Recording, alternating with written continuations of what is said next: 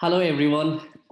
Very good afternoon, good morning, and good evening to everyone who have logged in for the BTX Road Show today. And a warm welcome to everyone who are connected and who will be connecting across the day today. My name is Ronak Samantrai, CEO GEC Media Group, and what an exciting day today that we are looking forward to with the BTX. BTX is we've been doing this particular event in terms of the business transformation and the change of market dynamics in terms of IT and business in last 2 3 years. But this year we have taken it a day like a step forward in terms of the new geographic that we have added in. So for this particular year, what you can expect from us is we are having it in North Gulf, South Gulf, Asia, Pacific, and we are having it in Africa as well.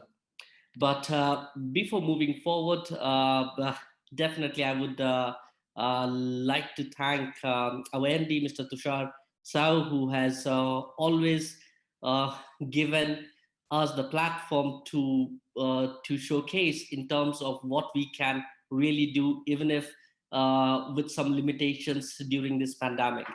And in last 18 months, I'm sure like we have come out as a different player in this market in which we are addressing the needs of the current situation. And and again, like this virtual platform looks amazing to me. And I would definitely, I can't move forward without thanking my technical team, my staff, and everyone who's got involved into this. And of course, the sponsors. So all the sponsors are a big thanks goes to you as well. And I can see there's a lot of good lineup of speakers and panel that we'll be having in today. So yeah, like looks like a very exciting uh, day ahead. So thank you once again, and definitely stay tuned till then. Thank you.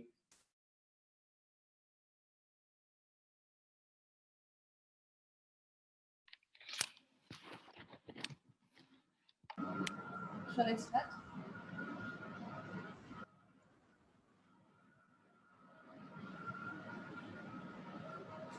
Good afternoon and good evening, and a warm welcome to all delegates to the first edition of BTX Show 2021.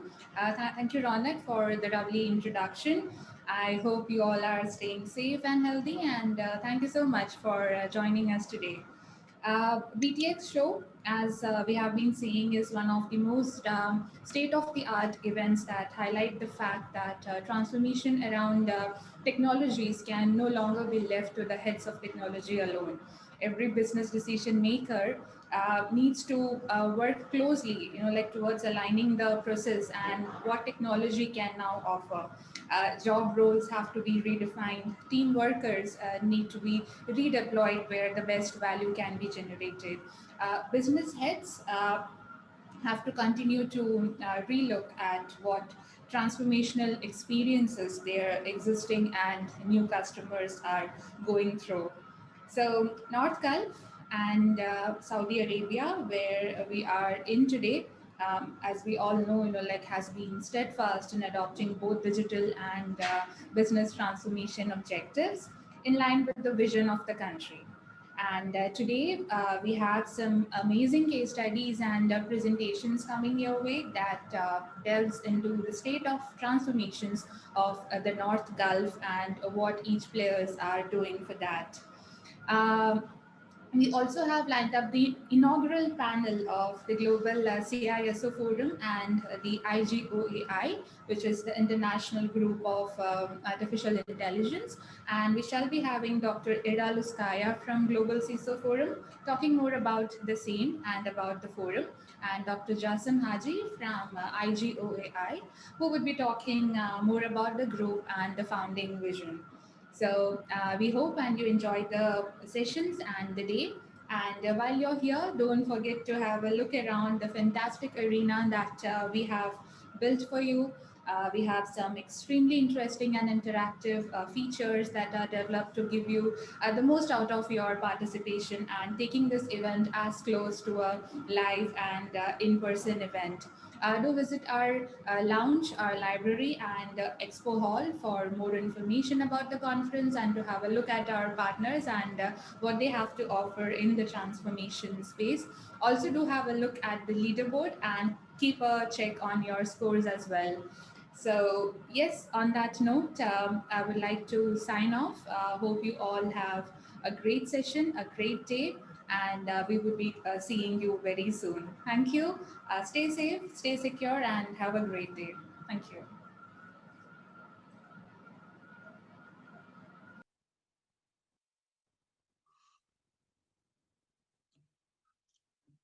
Good day, everyone, and Assalamu alaikum. On behalf of GEC Media Group and Global CIO Forum and title sponsor Aruba HPE, as well as Pure Storage, Finesse, Veritas, Silver Peak, Arcon International Group of Artificial Intelligence, and the Global CISO Forum, I welcome all the attendees to the BTX Road Show 2021 virtual arena, with streaming through popular social media channels, including LinkedIn and YouTube. As you might be knowing, the BTX Roadshow 2021 is across 4 regions, with the first one targeting North Gulf and the remaining 3 in South Gulf, Asia, and Africa. In the event today, focusing on the North Gulf, we have 7 keynote sessions, 2 panel discussions, and announcement of the BTX North Gulf Award winners 2021. With the continuing emphasis on cross-border post-pandemic measures, this event is a virtual one. As we get ready to begin the keynotes, I will once again draw your attention to the BTX virtual arena, as my colleague Anushri did, that is live, interactive, networked, with sponsor booths, a treasure hunt with trophies, and other forums. Please do spend some time at our virtual arena. You can also post your questions for the speakers through the chat options and engage at the BTX Roadshow 2021 virtual arena, also through the chat. For our opening keynote, I would now like to call Meshal Alfawez, Digital Transformation Initiative Manager, Saudi Electricity Company, to make his presentation on digital transformation of the Saudi Electric Company. Over to you, Meshal, sir. Hello, everyone. It's my pleasure to have this speech with you today. In the beginning, I would like to thank BTX webinar organizer for giving me the chance to show the 5 of the Saudi Electricity Company digital transformation initiatives, which are utilized to minimize the impact of the pandemic of the 2020 disruptions on the company business. In this coming slides, I will try to go over these initiatives, which is 5 initiatives. These 5 initiatives is established mainly to serve the business continuity and remote workforce. From the left, you will have the smart gate pilot and the security patrolling robot. These 2 initiatives are saving one of the business line, which is called the industrial security. And the third one, which is SCC drones and SCC virtual reality and augmented reality, the 4th one. These 2 is customized to serve transmission business line in the company. The fifth one, which is final initiatives, is actually going to serve all the business lines in the company, and mainly it will be for human resource and finance business lines. Let's go over these initiatives and know more about them. First one, which is a smart gate. The smart gate come up as a demand for helping the industrial security for full automate the building accesses. We have around more than 320 building in over the kingdom, and in addition to that, they want this smart gate to be integrated with the authority and the control access management system in the company. It's not only a matter of technology, also it's going to support the COVID-19 health check. That means before entering any employee or visitor, they're going to check the mask wearing and the human temperature.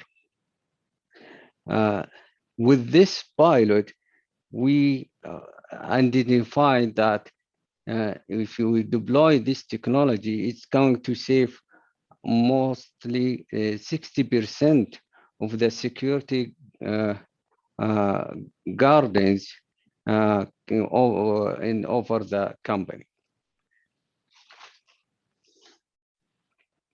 The second initiative, which is the security patrolling robot, it's raised as a demand, as you know, that with the COVID-19, we are facing difficulty to letting the people available in the site fields. So with this technology, we try to activate the continue maintaining the patrolling, security patrolling over the critical company site. We have around 42 power plants and over 1,600 substations. So with this technology, we found that if we deploy it and we take a sample, one of the biggest sites that has around 11 kilometers fence, and that save around 65% of the cost of the guarding services, plus also the security cars demand to do this task. The robot technology is not just singular technology, it's actually robot and immersive technology, and in addition to that, AI technology.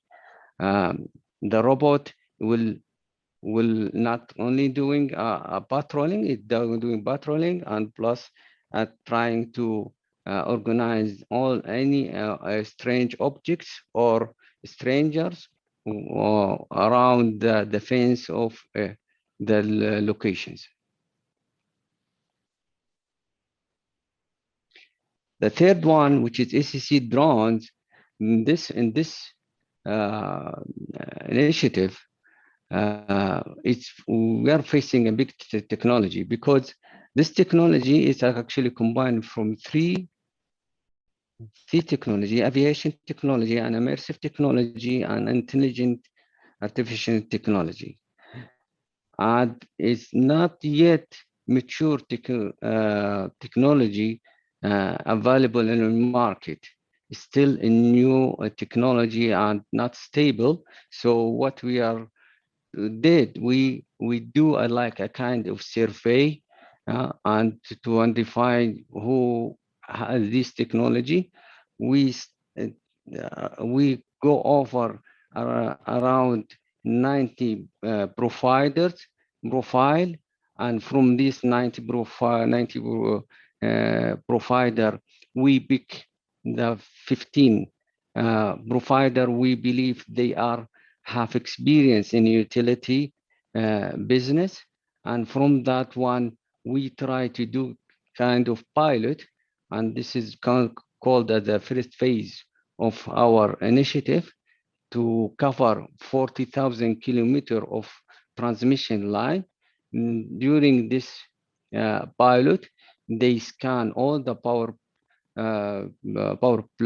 power, power planet lines and power transmission lines, and they collect images of over 200 images, and from this 200 images try to identify the subfault types, and from that one we evaluate each result from each company for looking for better accuracy, and based on that we learn how we and build our project for coming 3 phases, which are 7,000 and 9,000 and 12,000 kilometers.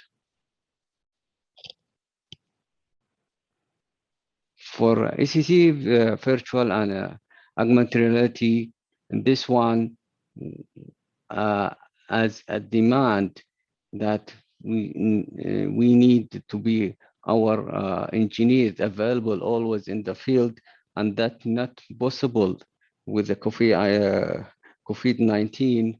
We found that when we reduce the number of the manpower, the load by default is increased, and that means, and also the timing available for them decreased, and this, as you know, human if pressure on the engineers for doing a kind of mistakes, and this is case the problem for that, either putting the engineers in the risk, a life risk, and or sometimes we lost some equipment, and this is the effect of the make a very impact in the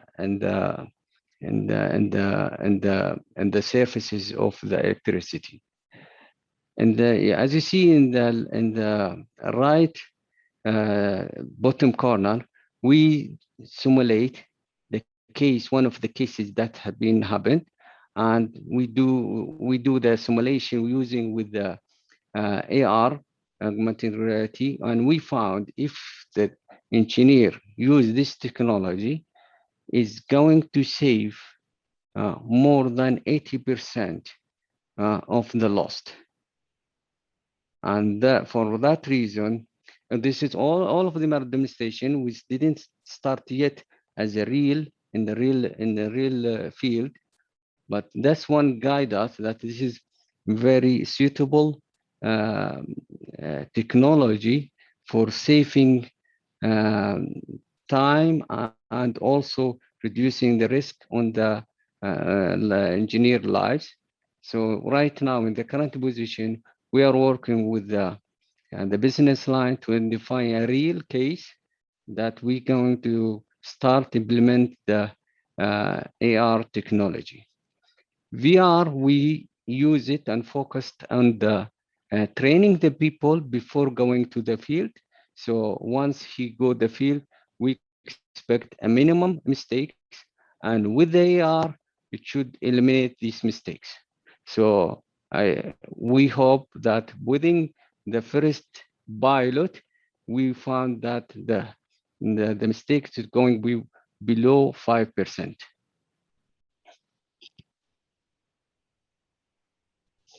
The last initiative, which is, we call it hyper automation initiatives, which normally using the RBA technology.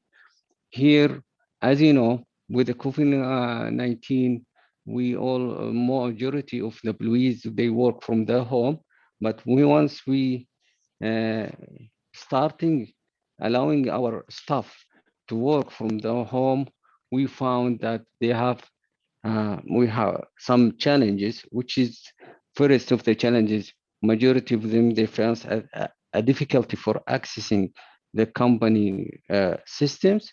And the second thing is that we found that high slowness in the implementing the required work for them. So we found that this RB is a demand is to trying to let most of the daily works is done by the RBA, and with first try we take the sample from the IT activities, daily activities, and the finance. From the IT, we found that we saved breaking one function, which is called extend contract account expiry, that 84 hours per year saved, which is mean a lot, because that mean it's not just saving, because also that mean reduce the interruption of the work of the contractors. So we allowing them, giving more time to work instead of waiting to activate their accounts. And in the finance also, they found that around 2,880 hours saved from outsourcing of the bills. And this one actually it mean a lot. They try with this function succeed, that is reducing the payment period for the contractor from 6 months, and they reached almost 2 months, which is almost equal to the time when be in the normal situation. That's the whole of my presentation. We're talking about the 5 initiatives that we did, and I hope it will be useful as a sharing experience with you. Thank you. Thank you very much, Mashal sir. A really interesting presentation on the initiatives taken by your company to manage the challenges. And I especially like this one about the drones patrolling 7,000, 9,000, 12 kilometers for looking at the transmission lines, obviously showing the large scale of your company activity. There is one question now about the 200 images which were taken, and this one. Will this be used for AI, some sort of image recognition? Yes, with the drones, with the robotics, all of them, we going to have the object recognition and the image processing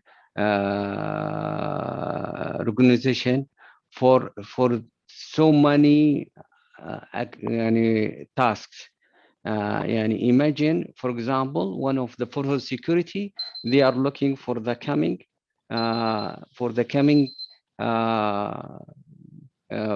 pilot. They will add the uniform, okay, and also the safety uniform, and also the leaking of the gas and oils in the critical power plants.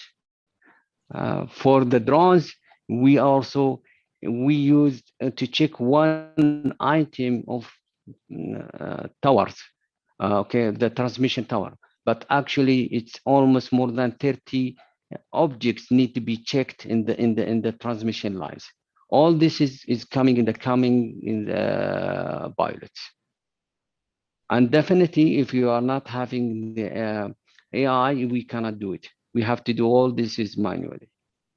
Yes, very interesting and huge amount of innovation in these initiatives. One another question in these 5 initiatives which you presented, from one, of course, to manage the challenge of pandemic. So this have one objective, but from bottom line, you said some saving like 60% for insecurity, 65% on the fencing, cost saving. Which one is giving the best return right now? The one who is giving the best return now is the security patrolling robot. Okay, and the complexity is counted as a medium comparing, but for drones, it's very high, but it's more complex because including the aviation, and the aviation, it's not related to our business.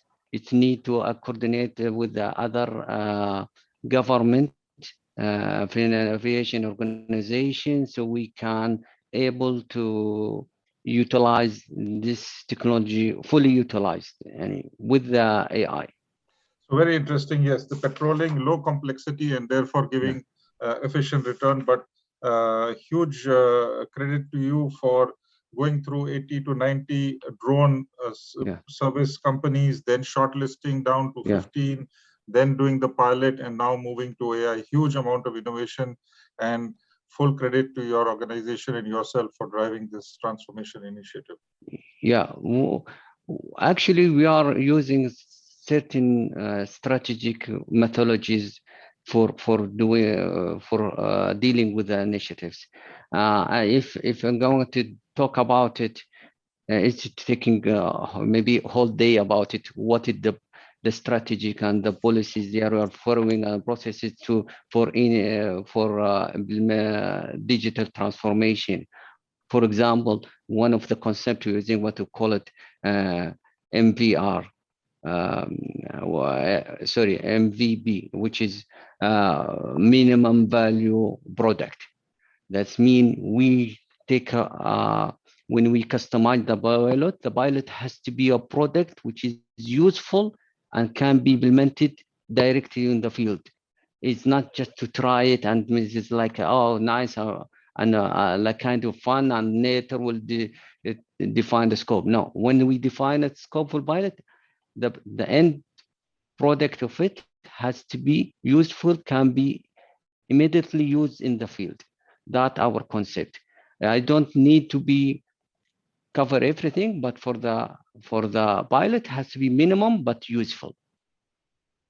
Very, very interesting. Directly usable proof of concept can immediately put into operations. Yes. Yes. So fascinating. And with that, Mashal sir, thank you very much.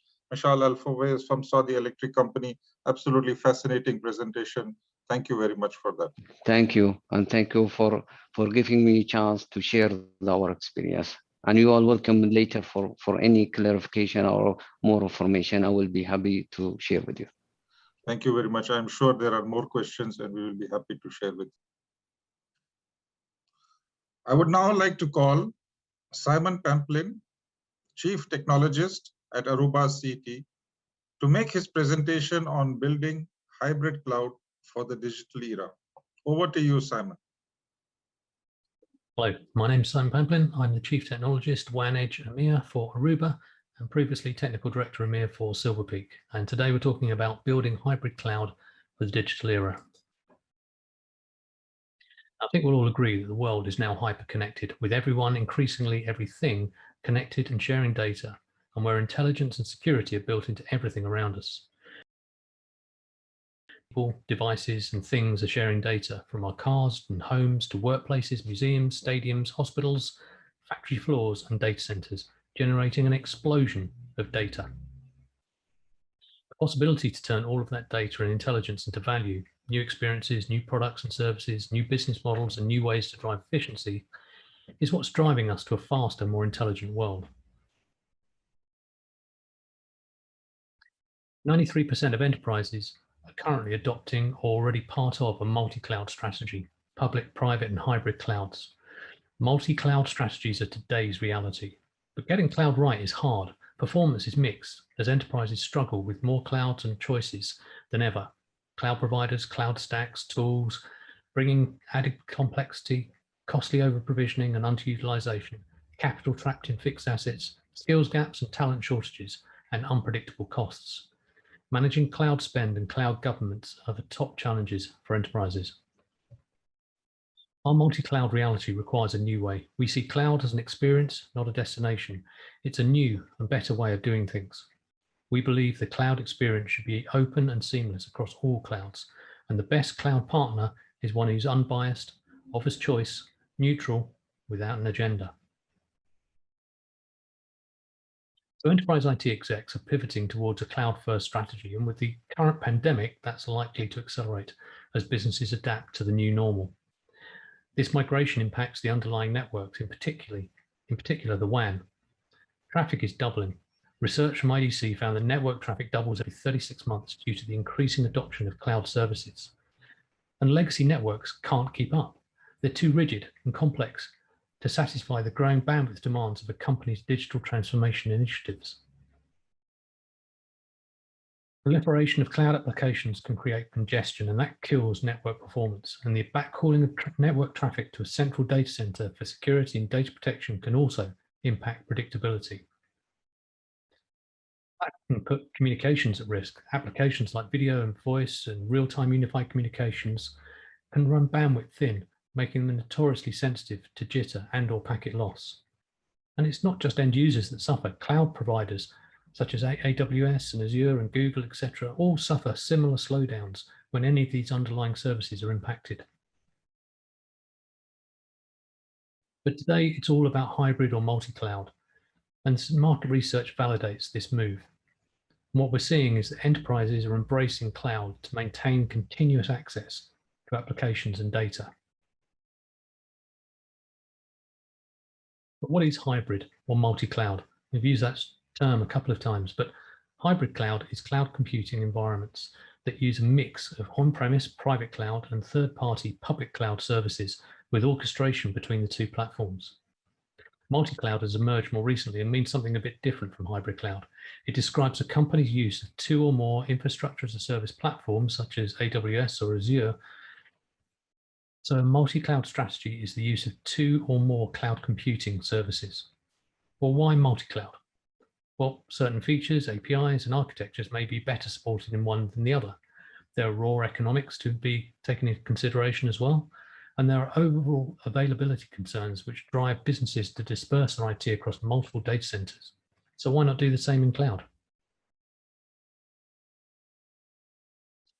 Multi-cloud networking presents IT with additional connectivity, performance, and security challenges for every public cloud-hosted environment, particularly for the mission-critical apps that have to ultimately provide a consistent, high-quality user experience. Enterprise IT have to reconcile the high cost of connecting multiple branch sites directly to cloud providers or via managed service providers versus the performance of using shared internet connections for multiple clouds. There's the increased risk or exposure to security threats with the proliferation of software as a service, infrastructure as a service, and private cloud hosted apps. There's the desire by IT departments to pick what's needed while not being tied to a single infrastructure as a service provider. So how do you maintain application performance consistency for branch to cloud traffic when you're backhauling it via the data center? How do you manually monitor and optimize the application performance across multiple cloud providers with multiple management tools while having the option to move apps from one to another?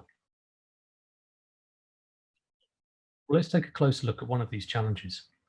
Enterprises centrally manage cloud connectivity from the corporate data center. Geographically distributed enterprises with many branch locations and multi-cloud instances have to backhaul cloud-destined traffic to the data center at headquarters or to a regional hub site for advanced security inspection. The aggregated traffic is then directed to the cloud infrastructure as a service. All branch cloud traffic is aggregated and backhauled to the data center via the MPLS before it's sent over the dedicated high bandwidth MPLS private cloud connected network. So let's look at some key requirements for a software-defined wide area network platform that helps enterprises optimize multi-cloud connectivity and support high-performance cloud-hosted applications. So these are the 5 main requirements typically for a software-defined wide area network platform to simplify for the end user. Application delivery. Connecting to each of the major public clouds can be complex and time-consuming, and the process to onboard applications for each provider is proprietary. Quality of experience, the high reliability of business critical applications, ensuring high availability, example for voice and video and cloud hosted applications. Visibility, visibility and control of traffic sources and destinations for cloud hosted apps, ability to identify and prioritize real-time traffic regardless of underlay network. Security, policing of business applications, individual users or groups of users with particular roles, and automating multi-cloud connectivity.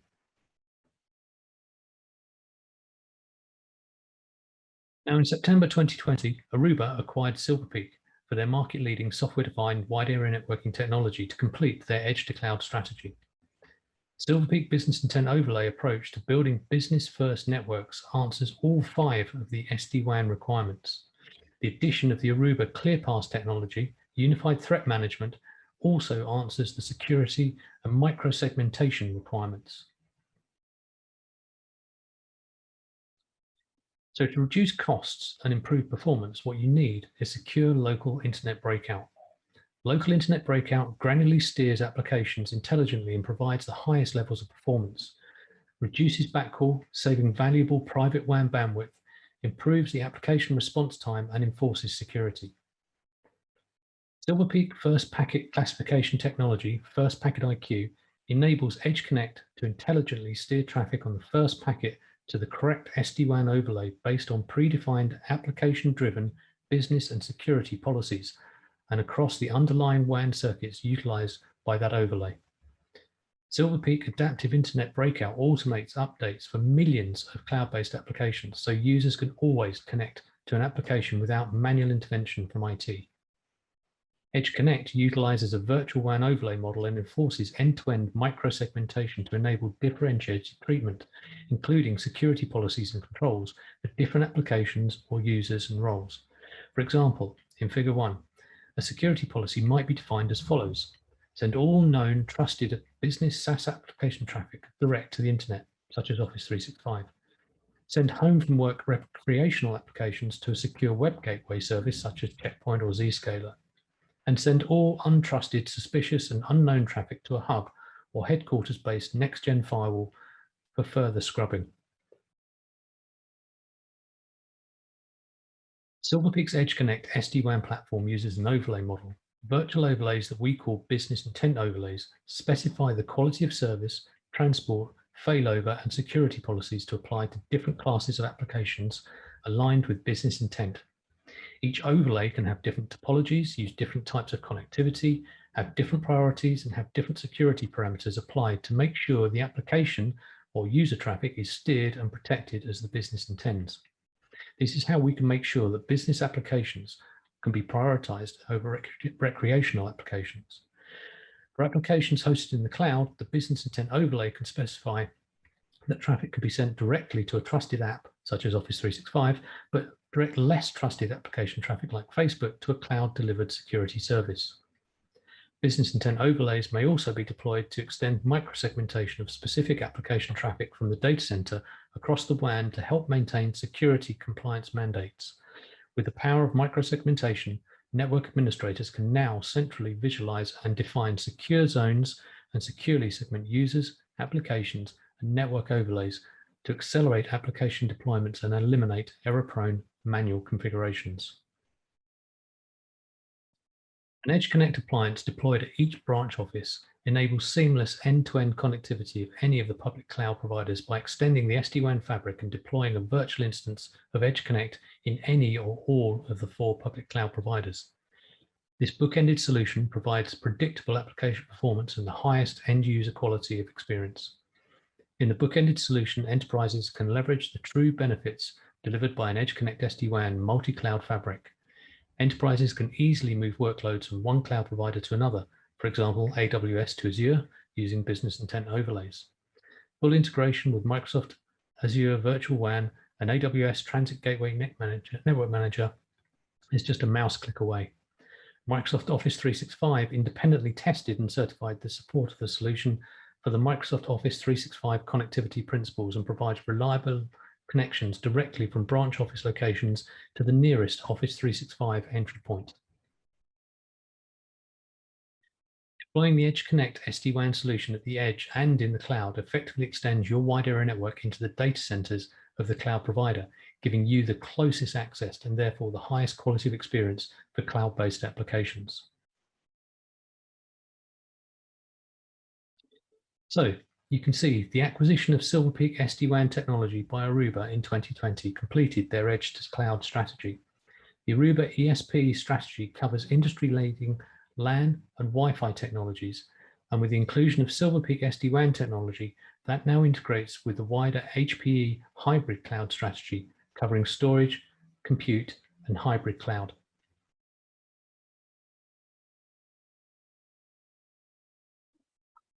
Enterprises have many options for leveraging cloud-hosted applications and managing the diversity of public cloud provider choices. Silver Peak provides the most flexible multi-cloud options for enterprises to leverage SD-WAN connectivity while delivering the highest quality of experience for end users and IT.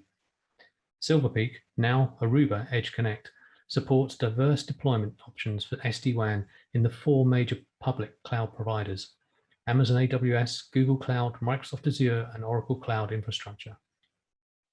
Certified support for Microsoft Azure vWAN, Office 365, and AWS Transit Gateway Network Manager with REST API integration from Silver Peak Unity Orchestrator. It enables branched cloud connectivity services, flexibility with either MPLS or broadband underlays. Flexibility to move application workloads from one cloud provider to another without impacting branch cloud connectivity performance. And it maximizes bandwidth efficiencies and cost savings of cloud connectivity to AWS, Azure, Google Cloud, and Oracle by leveraging WAN optimization, which is uniquely built into the SD-WAN product. Secure, direct, branch to multi-cloud connectivity is available today with the Aruba Unity Edge Connect SD-WAN Edge platform, enabling organizations to securely connect users directly from branch offices to hybrid or multi-cloud services, enabling a better user experience and cost savings for the business. Thank you, Simon Pamplin, for the interesting presentation on the challenges of cloud, multi-cloud, hybrid cloud, the network challenges, and the solution from Silver Peak. I would now like to call Amar Salah, Senior Director, Utilities and Sustainability Program at MR, King Abdullah Economic City, to make his presentation. Over to you, Amar. Good afternoon, good morning, good evening, everybody who's listening and seeing this presentation. This is my pleasure to introduce to you today. My name is Amr Salah. I am heading the Utilities Development and Sustainability Program in King Abdullah Economic City. And today I'm going to present to you what we did for the last 10 years in King Abdullah Economic City in terms of utilities innovation as a case study for a smart city. First of all, let me give you some information about what is King Abdullah Economic City. We'd like to call it cake. Likes cake, but I like cake that is a very smart city in terms of infrastructure and utilities. Cake, actually, it is a logistic and residential commercial hub in the east coast of Saudi Arabia. And we designed Cake to be as bold as a strategic move of Kingdom of Saudi Arabia and in compliance with their vision for 2030. At a point between Europe, Africa, and Asia, and of course in the Far East in India and China, we believe that Cake should be the hub of logistic and commercial movement in the region. That's why Cake, one of the kind of this type of cities which have been developed, and it is developed by a private sector, which is our company, AMAR, the Economic City. This is the first city in the world is developed by a private sector.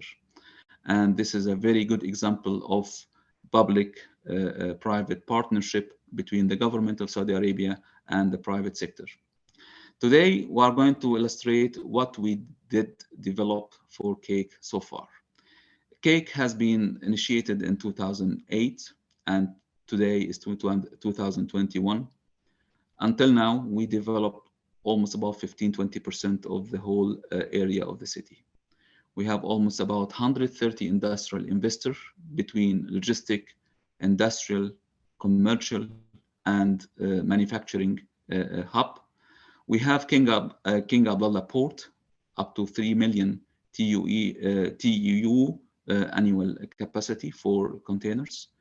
And we have 2 hospitals and clinics, 18-hole golf course, 3 educational institutions, 10 mixed-use districts for residential commercial, almost about 10,000 residential units. That means about 50 to 60,000 residential capita. We have 2 4-star and 5-star hotels, up to 500 rooms. The whole area of the city is about 184 kilometers square. 20%, as I said, it is developed so far, and 15 is under development, and the rest is under planning. It is actually a huge city in terms of area. This is equal to Washington, D.C. area, and we are trying to do this as a model of a true smart city. As I said, we are talking about 184 million meters square or kilometers square. We have the port is about 14.6 million meters square, which is the port area. And we have 470,000 meters square for high-speed railway, which is one of the stations of the high-speed railway in the west coast of Saudi Arabia, is coming from Mecca, Medina, and King Abdullah Economic City. We have about 48.8 million meters squares is actually total industrial and logistic districts area.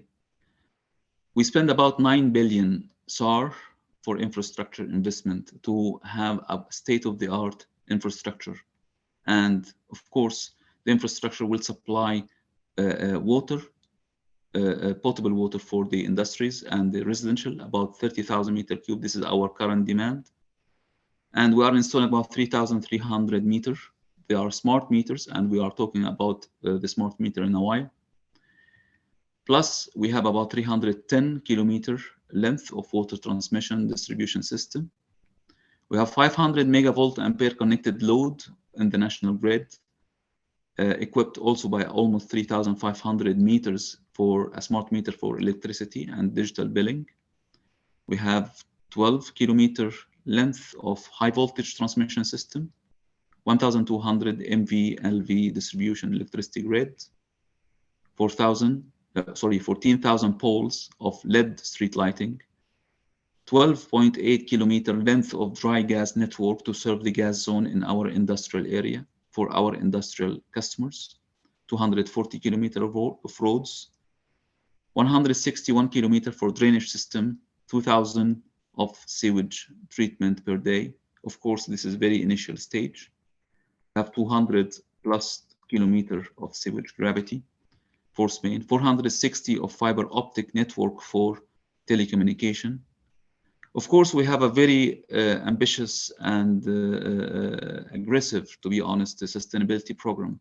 We have to assure that we have 100% of water desalination from a renewable source and 100% of wastewater treatment and reuse for irrigation. So our irrigation 100% is coming from a reused water.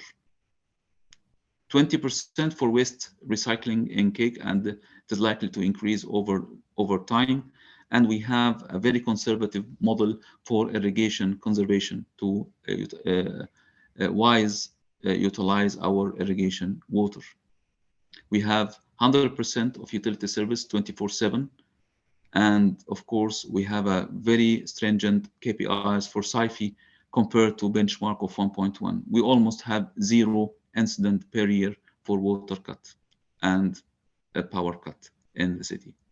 Considering the fact the city is in the middle of the desert, they are not connected to anywhere in the civilization yet. Our nearest big city is Rabigh, is about 35 kilometer distance, and Jeddah is about 100 kilometer distance. I believe this is a very challenging to have 0 cut for power and water and other utility services.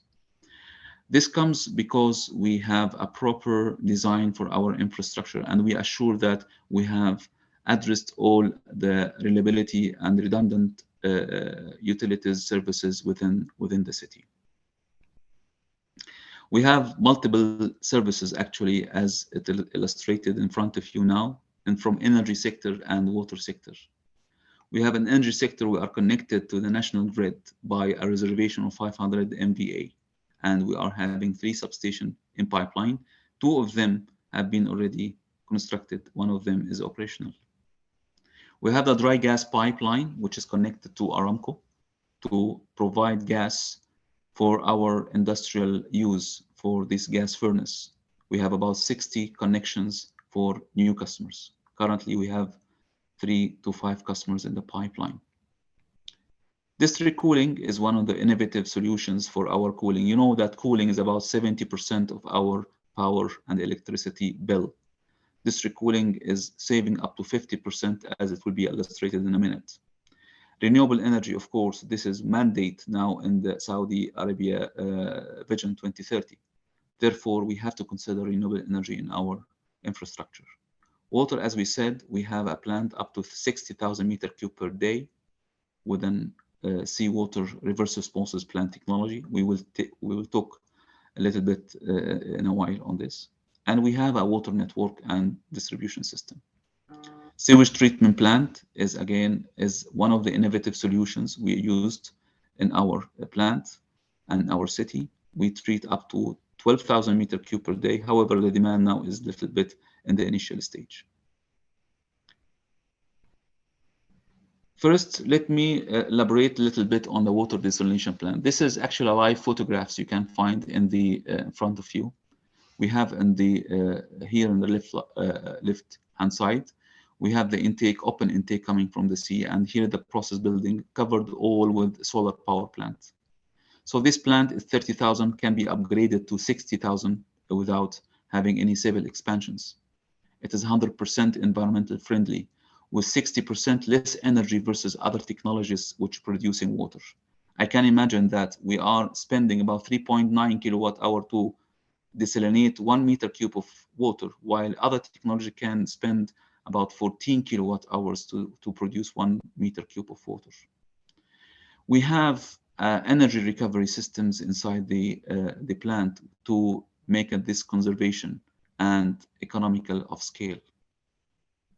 Outside of the plant, we have a very good system for water quality monitoring to assure that the water quality is consistent and reliable for different type of customers like residential, industrial, leisure, and tourism. We are fitting all of this, as we said. Smart meters can monitor the leakages, can monitor an instantaneous readings for the customers. So any customer can use his mobile phone, as you can see, to see how much he consumed water so far and what is the projected water consumption. Maybe this is not that essential for residential, but it is very essential for leisure, tourism, hotels, and industrial hubs, who's actually very concerned about their efficiency. The other systems I'd like to speak about is renewable energy and district cooling. Renewable energy, as we just see the photographs, this is the first utility scale providing renewable energy for water desalination plant in the Western Province in Saudi Arabia. This is one of the kind that covered the process building and provided up to 2 megawatts. It's about 20% of the power demand required for water desalination plant. Our savings, because of that, it's about 700,000 riyals per year saving. Of course, by expanding more and more of this capacity, the savings will be much more appreciated. We are talking about something like 7 to 9 years payback period for this investment. The beautiful of that our environmental impact is magnificent. We have about 6.5 million pounds of carbon emission have been saved and eliminated, which is equal to 2,000 trees per year. District cooling is another challenge. As we said, that 70% of our electricity bill is coming from cooling consumption. Therefore, we need to have a very efficient system for our cooling.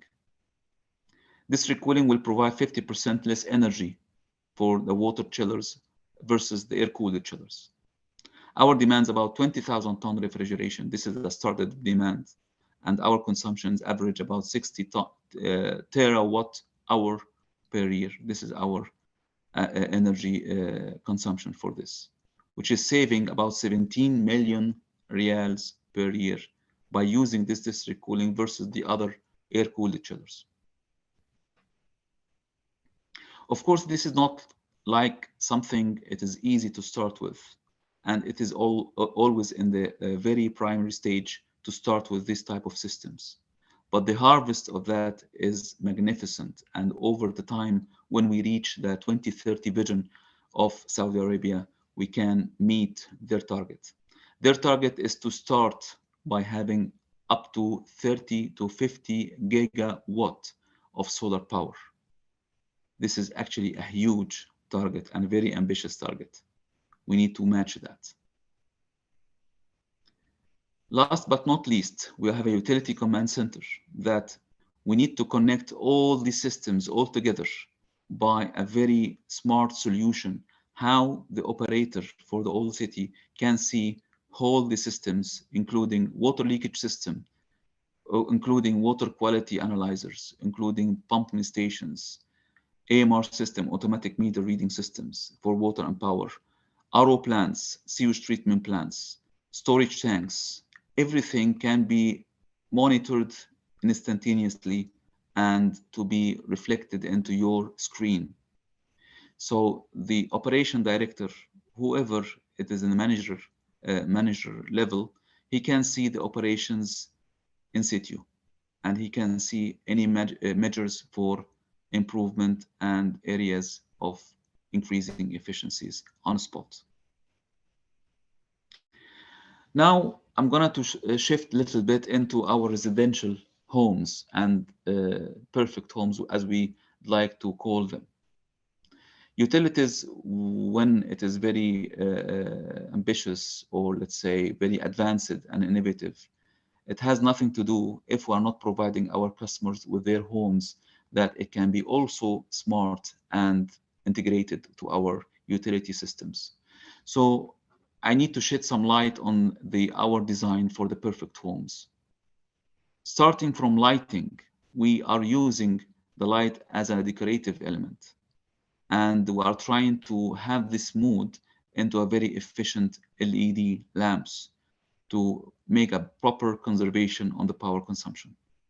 I'm not going to elaborate anymore on this, because you know what? This LED is now at the mandate. It is a mandate technology. We need to utilize this, giving a saving up to 40 to 50% of our lighting bill compared with the normal bulbs.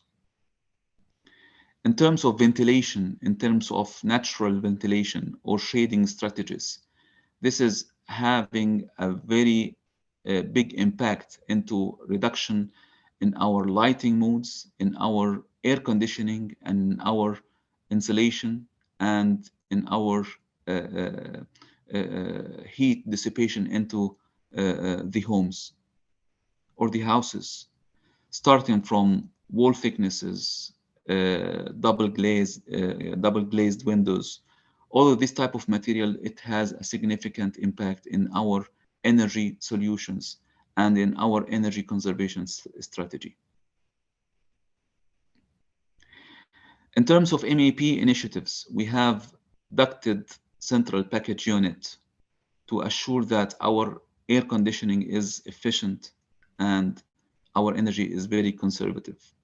The work constructed details for this type of homes, it assures a proper insulation to have a proper thermal insulation inside.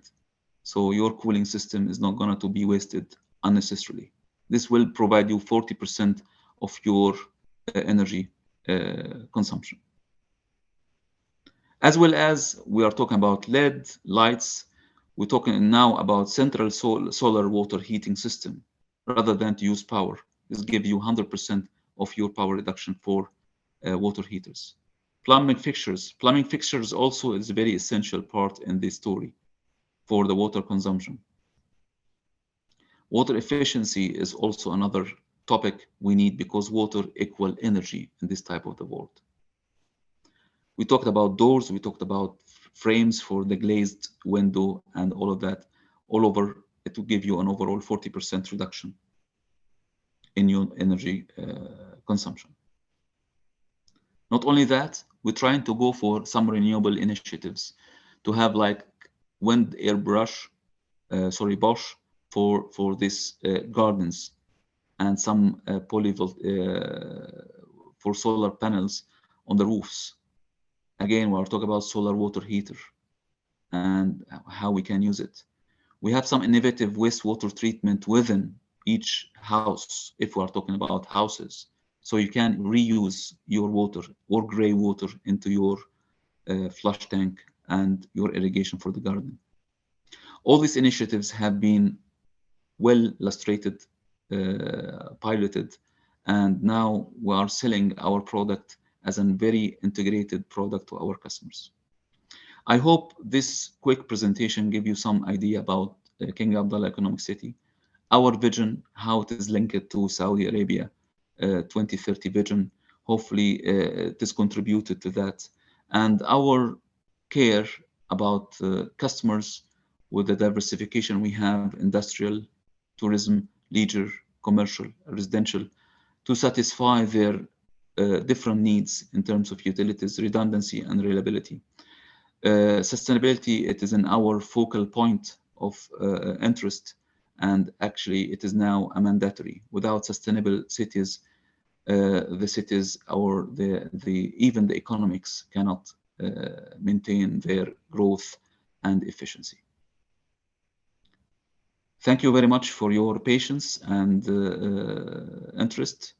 And I hope that if you can have any questions, I'm happy to give my feedback. Thank you very much, Amr Salah. Such an interesting presentation and so many key takeaways in this. I especially liked the comment you made about the area is almost equal to Washington, DC. I mean, it's a huge, huge area that is being built up. I think the key here is that sustainability is going to improve in phases, because as you said, only about 15% is developed, sorry, 20% is developed, 15% under development. How does, question which is coming, I can see from the audience, is that how will you scale, just like you're going to scale the development of the city, how will you scale the sustainability to ensure that, you know, your targets are consistently met over time? Go ahead, Amir. Thank you. It's actually a very, very intelligent question. Sustainability is a measure, actually. It is a relatively measure. We have about 17 aspects in the sustainability as per the United Nations.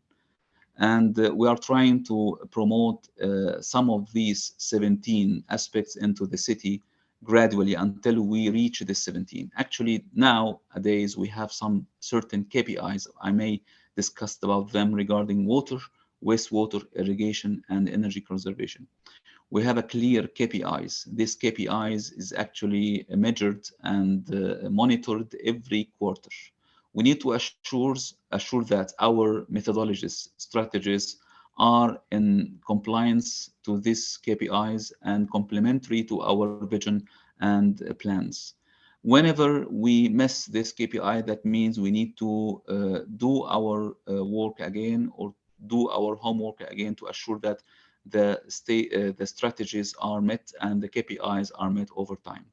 And whenever we have these KPIs, we need to raise the bar to reach. One of the examples that we have a KPI of renewable energy up to 5%. Next year will be 10%. The year after will be 15%. So we need to have always ambitious goals to achieve. So we can achieve our Saudi Arabia vision by 2030 when they actually targeting 50% of their actual connected power to be coming from renewable energy. This is very ambitious and this is very stretched target, to be honest. However, we can do it, inshallah. So very interesting answer over there. I'm sure with your leadership and innovation skills, these targets will be met. Another very quick question over here. What is the role of the central smart system which you showed? You showed a central hub. Is it monitoring efficiency day to day, or does it have any other strategic role? Go ahead. It is actually a live monitoring for your operation performance. So basically, all these systems need to be communicating to each other. In terms of, for a small example, in terms of the water tanks the level need to be monitored. So it is giving a signal to the water production hub to increase or decrease their transmission system or distribution system. The operator or the director operator, he need to see all these systems in one screen. You need to assure that the KPIs for sustainability and the operation excellency and efficiencies are met. Plus, it is like a vision tool and a maintenance tool to assure that the equipments are available and are performing as per the quality control plan. Very interesting. That seems to be like the ideal smart city control panel, for which every smart city designer would have liked to see the full dashboard of the smart city in one place. So congratulations on meeting these huge innovation objectives. And thank you once again, Amar, for an absolutely fascinating presentation. My pleasure to participate on this great event, and hope the others are participating on that and sharing knowledge and experience to actually, this is the only way to learn. Thank you very much, Mr. Amar. Thank you. So great sessions for all the attendees. And before I bring Dr. Erdal to open the next panel discussion, I just want to invite all the attendees, if they have questions on the previous sessions or they have questions on the current panel discussion, please use the chat option, and the panel will be happy to take up the questions as well as the speakers. So with that, I would now like to call Dr. Erdal Oskaya to introduce the Global CISO Forum and to launch the panel on shifting cybersecurity landscape and CISO experience. Over to you, Dr. Erdal. Thank you, dear Arun. Welcome, everybody. It's a pleasure to be in another event with all of you together again. And I think most of you know me. For the ones that don't know me, I am currently working as Global CISO at Komodo Cybersecurity and as a Chief Cybersecurity Strategist. My job is basic to help CISOs across the globe to be more secure. Besides that, why I'm here today, of course, to moderate the panel, but more importantly, these days, the COVID days, the pandemic showed us or taught us very good lesson. We noticed that even though we are far away from each other via social distancing or via not being able to travel and see each other, meet each other more often, we learned that it's really important to be part of a community. And when you look at communities, there are many communities around, but I noticed there is not much for CISOs. We came together with some great minds and we sat down and we said, how can we help cybersecurity professionals, more importantly, cybersecurity executives, to come together, to advocate each other, to help each other, to support each other, and more importantly, to fight the threats. If you attended any of my sessions before, I always say one thing. Look, you don't have to love your next door neighbor, but you have to respect humans. Why you have to love your next, even if you don't love your next door neighbor, you have to respect your next door neighbor. And if there is a fire, you better go help your neighbor, because if you don't help the neighbor, the fire can easily jump into your house and you can be burned together. So you might be working in competition, you might be working in totally different areas. Sharing some threat intelligence, helping each other is really, really important. We are human beings. We love to be together. Since we're born, we are attached to our mothers, to our family, to our religion, to our people. You can make this border.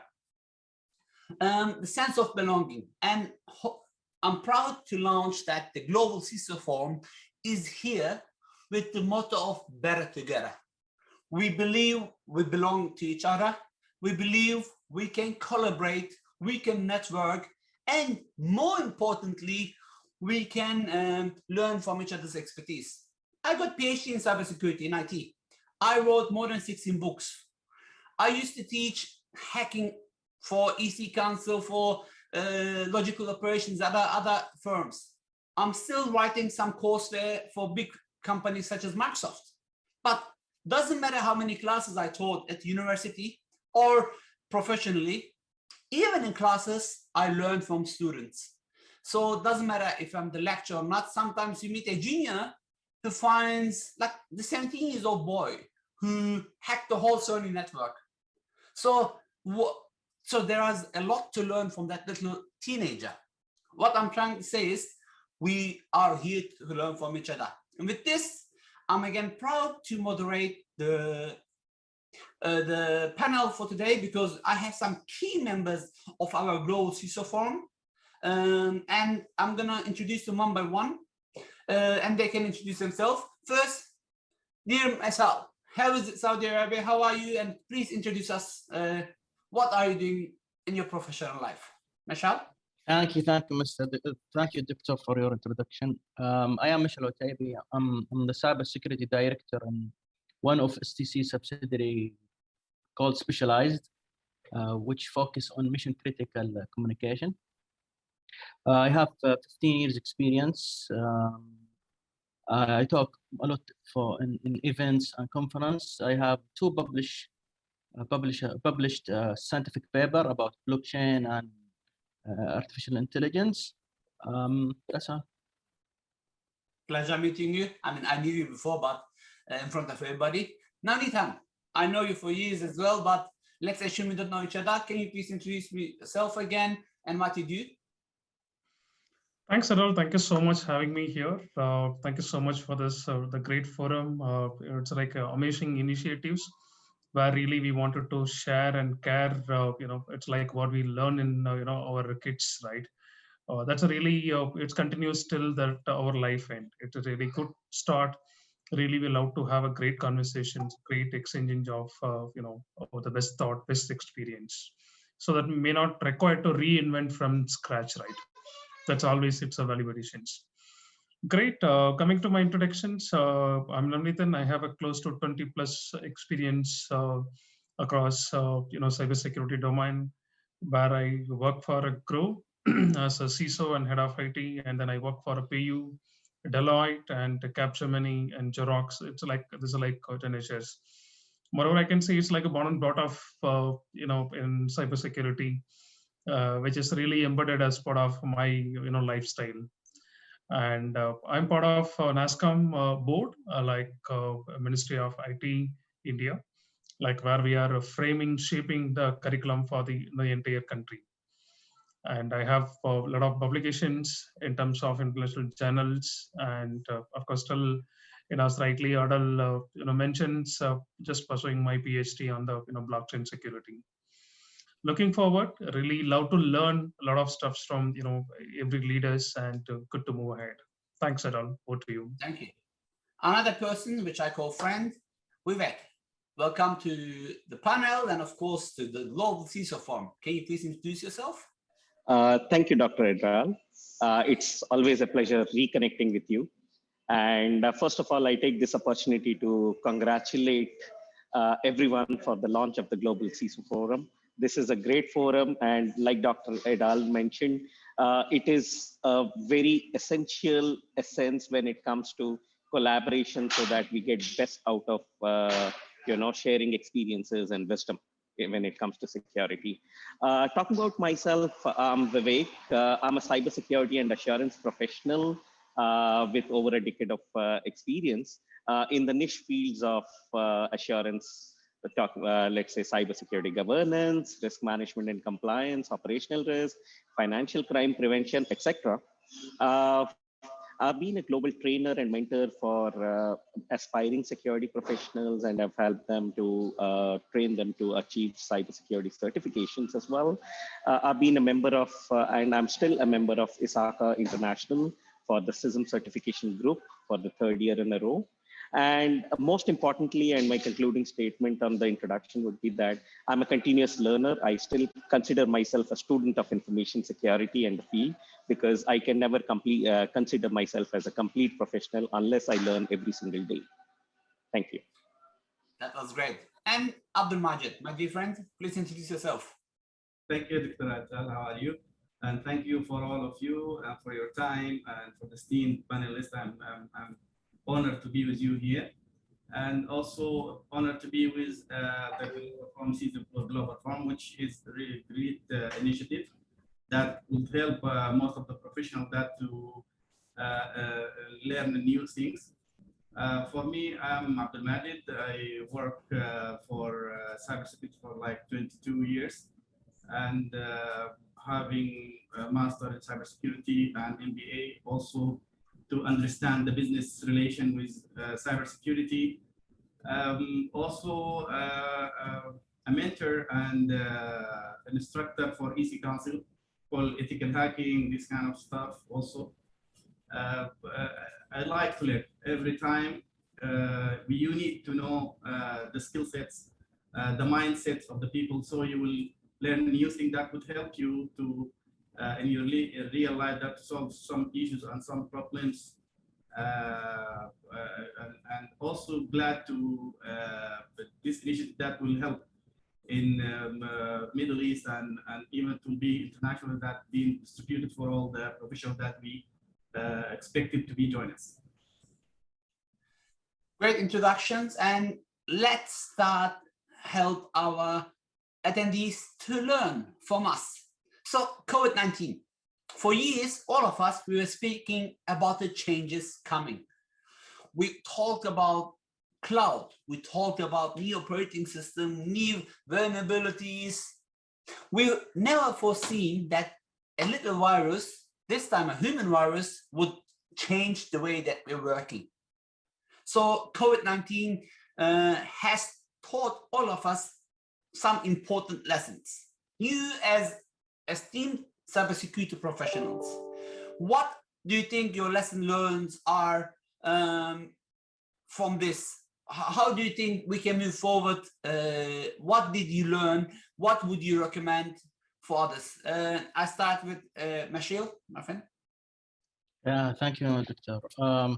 I want just to, use what Mr. Abdul-Majid said, that he have two master, one for cybersecurity, one for MBA, so he can understand, think from different view. And this is what we should do now, because thinking about cybersecurity, that, okay, we need to have a lot of controls, protect the company, but we forget to say that now the business, the company suffer from the COVID-19. The budgets will be shrink. Now, should we enforce them to use the remaining budget, we'll say, for only cybersecurity, or to provide or to update their portfolio? And this is what actually I'm learning during COVID-19. We put our hand with the business. Maybe before COVID-19, there is a lot of escalations, and fighting. This should be, the product should be in the market quickly. No, we said the cybersecurity is very important than business. But during COVID-19, all we put a hand to each other. So we can go during this crisis, try to make our company survive till pass the issue happened during the COVID-19. One second point. Now we do a lot of exceptions, and maybe I will focus more than what we should do after the COVID-19, because COVID-19 is phase is finished. I will not say finished, but just the initial or first stage of COVID-19 is finished.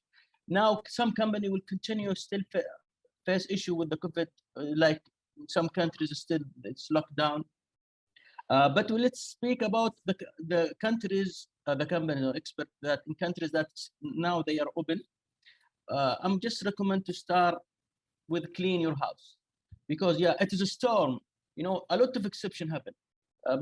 Working there, remove some security controls in that some part. Now you need to sit, or the expert, cybersecurity experts need to sit and think how he clean this. Let's say, I will not say the bad thing or the wrong thing, but something done because there is exception needed. We want all the experts to review, conduct risk assessment, see what's happened, how we can remove the exceptions, unnecessary exception, we'll say, and go with other department, technology, maybe business, to explain him the risk of what's happened before and what we should do to prevent any further risk. Because now the number of attacks increased. As I read in one report that 300% increase. For that, these attacks will also affect the company. So Risk assessment is mandatory. Return back to the basics, see what's happened. Yeah, reconfigure, review, check your backup solutions, your backup policy. I also recommend to do some compromise assessment, because could be during the COVID-19, people do not focus a lot. Maybe some malware or backdoor now currently exists in the network. For that, this is what I highly recommended to do. Penetration test to ensure that everything is okay. Review the access management, because access management, a lot of access management was, modified to cover a lot of requests happened during the COVID-19. And this is the point that what I have now, and I leave the remaining to my panelists, my colleagues. Thank you. I think you covered everything. Navneet, you were going to be next. Do you think anything is left? Would you like to add anything?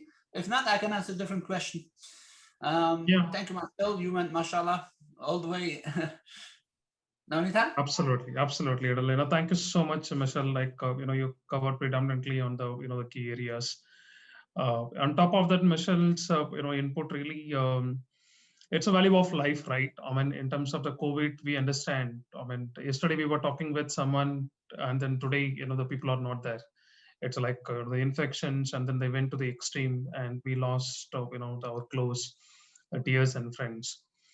That's where the COVID really taught. It's not only the cybersecurity; it's a value of the people, and what's the value additions we do for our neighbors and circles is a lot of value additions.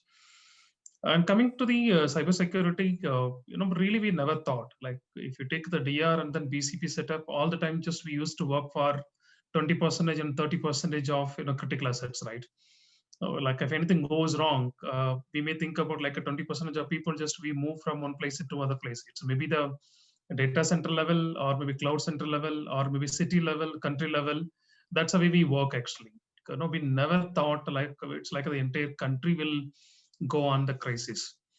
So all the time, just whatever we think in terms of the architecture, in terms of designs, so maybe really we have to think about the worst scenarios.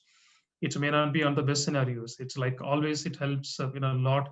That standpoint, really I'm connecting the zero trust architectures.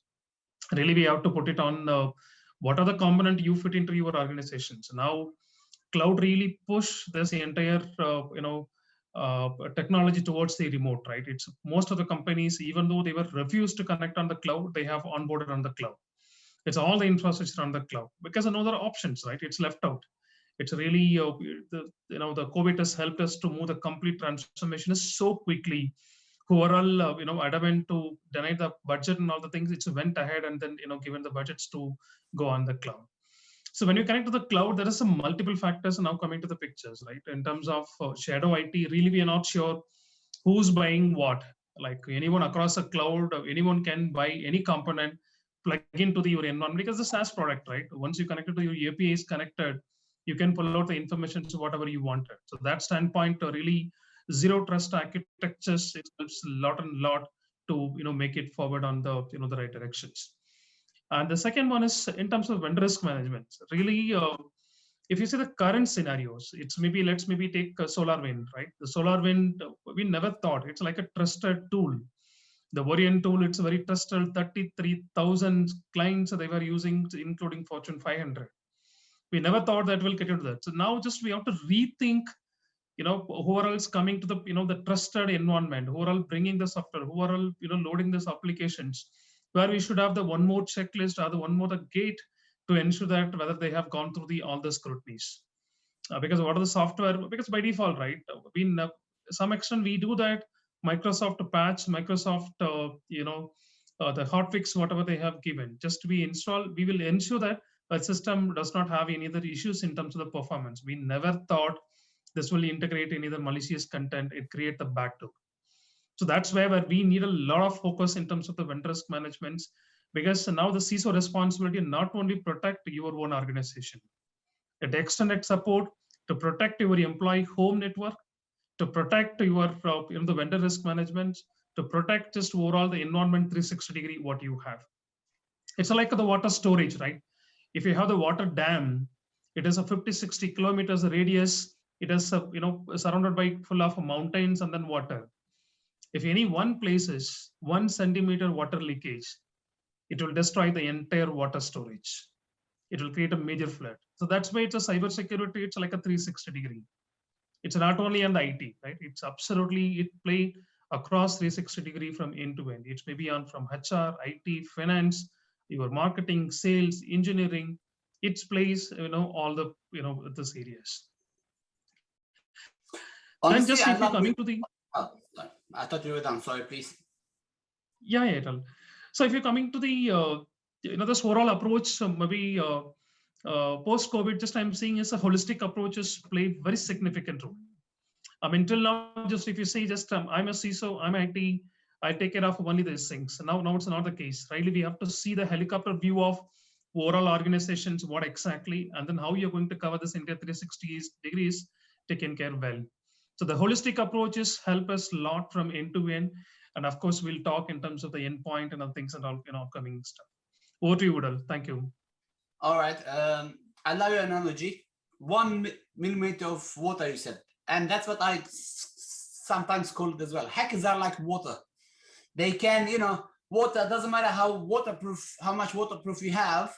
If it will find its way and it will go through it. That's how hackers are.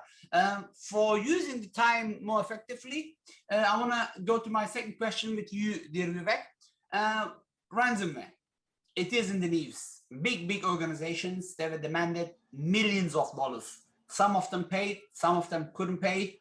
As Michelle and Navneet said, there's lots of stuff which, whatever they mentioned, could prevent ransomware. But what do you think about ransomware? We know it's becoming more sophisticated. And what is your opinion? How can we minimize those attacks, in your opinion? Abdul Majid, I'm going to ask the same question to you as well. Sure. Thank you, Dr. Etal. This is a very interesting question and the need of the hour, because everybody is talking about ransomware. Just this morning, I was contacted by an individual who was a victim of ransomware. So it's no longer limited only to corporations. We as individuals, common men, are also impacted by this, right? So basically, if you look at it, technology has always been a double-edged sword, right? While businesses are taking advantage of the rapid digital transformation in enabling the business, at the same time, the malicious actors are also doing the same, leveraging the technology to further sophisticate their attacks, right? While we, the good guys, the CISOs, most often work in silos, the bad guys have always been collaborating, right? And this is a lesson that all of us have to take back home, that we need to increase our collaboration to fight the bad actors, right? So when we come back to the main key reasons why the ransomware attacks are happening, part of it is with the pandemic that has impacted the globe since over a year and a half. There are a lot of people who actually were never, companies have transformed and so have individuals. For example, there were companies which were as conservative as they never allowed people to work remotely, connect to remotely to the networks, etc. But suddenly they were actually forced to adopt such remote working technologies. And since many organizations were not even prepared in terms of patching, etc. So and plus the fact that when you are connecting from home or any other place, you are not directly behind the corporate firewall and all the technology solutions that you have. So the weakest link has actually moved from the corporations to the end user's home. That's one part of it that is actually, contributing to the increase in the malware. At the same time, we as common men and we as security professionals basically are not, in my opinion, doing enough to inculcate that culture of security amongst within our family, within our friends. We never advise them, or we might not be giving the right advices in terms of patching their computers on a regular basis, using not to use pirated software, so that because many times it's a pirated software, we always think, why should I buy this software when I can get it for free, use a keygen? So these all also enable us or enable the attackers to actually infiltrate end user systems, right? And this becomes kind of a weakest link in the end user systems. And also one more important point that is contributing actually in here is many users are kind of first-time users when it comes to technology, thanks to COVID. Let's take some teachers, for example, or doctors who are not tech-savvy by nature. Not everyone is a IT or a tech-savvy person, but the COVID forced them to adopt these technologies for every basic service that we use in common every day, whether it is shopping for vegetables or grocery, or consulting your doctor, or even your kids going for education. How many of us really actually look at security controls? Does the system have a antivirus? Is the signature updated? Is the patches being updated on a regular basis, etc. Right? So these are basic security controls that need to become, I would say, the basic cybersecurity hygiene is what is important when it comes to prevention from such ransomware attacks. And that is what we all should be focusing today. Thank you. Over to you. I totally agree. Thank you very much. By the way, Abdul Majid, same question to you. I know we have done a great job explaining most of the aspect, but I would like to hear your recommendations as well, please. Yes, thank you, Dr. Rafael. Actually, Nathan and Michal, they said very good points that I would like just to comment on their things that they already added here. That the word, when we say that the game is changed after COVID, everything's changed, even our lives. So I think our way of thinking also should be changed, because we have to cope with the change that could happen. We don't know in the future what will be happening, what will be maybe that another pandemic or something that would make us do a lot of prerequisites and all of these things. For the ransomware also, the main thing that you have to protect your network with the zero-day attacks, and the zero trust. Also, you have to implement this kind of stuff, but also you should have your radar, the SOC. The SOC, Security Operations Center, is really important or essential tool or device that you have to run in very well, and to use the appropriate use cases that to monitor your VPN, your people data. Now you have a percentage of your organization that are working remotely because of COVID maybe, or working from home. These devices could not be, maybe it's not patched, maybe it's not having antivirus. All of these things you have to put in your mind, that you should make sure that everything that you put your measures and everything.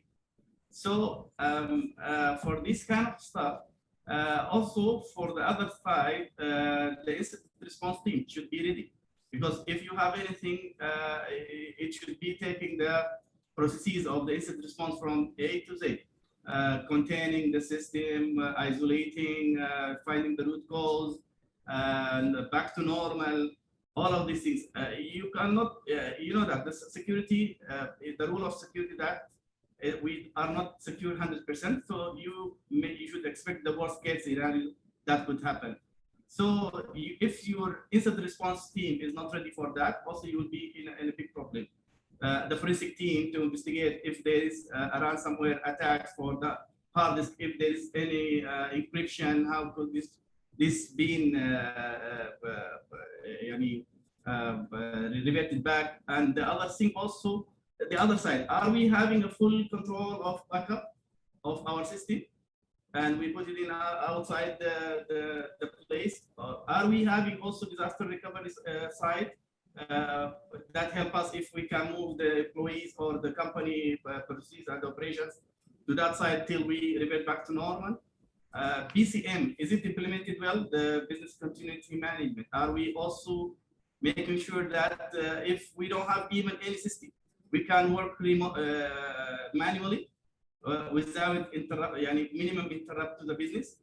For all of these things, you should put these measures that the ransomware to minimize the effect that could affect you as an organization from the side. And also, I think the management should put some investment or reserve amount for the BCM, disaster recovery, all of these measures that because, as I told you, because of the game is changed.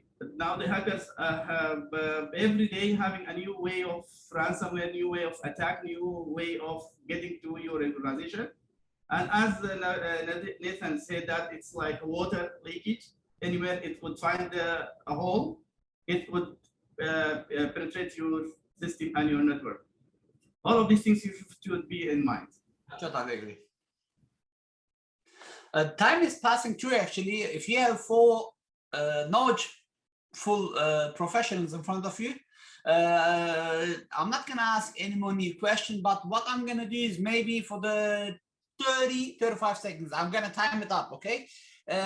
Please, what do you recommend for CISOs? What should they do next? Your opinions, one, I know if I let you, you can talk all day about it, but we have like a few minutes left. In few words, dear Mashal, I'll start with you again.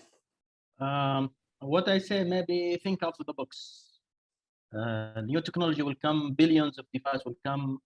How you will handle it, how if you feel, or how you, like what we have in COVID-19, we could have a WannaCry for the IoT devices. Then how you will handle it, how you will deal with it, think out of the box. See how, as our colleagues say, zero trust infrastructure. Try to align with the best practice. Very good. Now, Nathan? Yeah, Adal, it's like a few things, right? One is 30 seconds. We should 30 seconds, yeah. It's a couple of things, right? One is maybe in terms of we should talk on the board language, right? When we are talking to the board members, it's maybe a CEOs and maybe the CFO. That's very much is required. We should not be in technical. Second factor is where should have clear risk matrix, which is aligned with your business, which is aligned with what's asset you have. We cannot apply general principle, general controls across all the organizations. Really, we have to need a tailoring. It's required to apply for your organizations what it is required. That's very much is important. And third one is you may have a number of projects, just where we have to have a category, have to have a priorities which is critical and then important quadrant. If you have a 4 quadrant where whatever things comes in important and critical, just we have to keep it as a priority one. Because all the things, whatever things you critical, you mentioned is it won't work out, right? So that's a prioritization is very much is required. And to always give like what is the current posture, what's the future posters, what the transition is required from end to end. It helps a lot. Over to you, Odell. It's helping, right? Stress is always good. Vivek, please. Thank you, Dr. Idral. So we always believe, and it's a common saying, that the fourth industrial revolution is about digital transformation by adapting all these emerging technologies that are coming. As security and assurance professionals, it's our prime responsibility to be passionate but not paranoid about security. Most of us try to be paranoid and always try to see the bad side of it. And the second and most important, we always need to see how we can actually enable the business rather than be a showstopper all the time. And the third and the last is try to inculcate the concept and messages of security amongst general public, amongst your family and friends, so that they as an individual do not fall prey to such cybersecurity attacks or frauds that might impact them. Thank you so much. And dear Abdul Majid. Yes, Mr. Abdul, I 30 seconds left, Arun, we know. Only one thing. No, 30 seconds. You have to divide. Okay, you have to divide your mind to two things. That right is business and the left is cybersecurity. So you will align your business with your controls and your management. So as Vivek said, that you should not be as a showstopper. You should be a business enabler for the business to be secured so it can be expanded. When you are secure, you can expand easily. That's it. Thank you. You know what?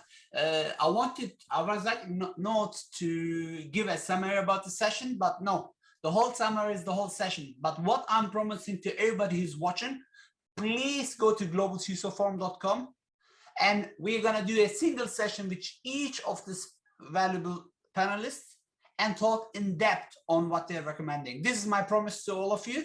So Global CISO Forum, with this, we're launching the forum, and I don't want to steal more time of others, but I hope you enjoyed it. Believe it or not, I did.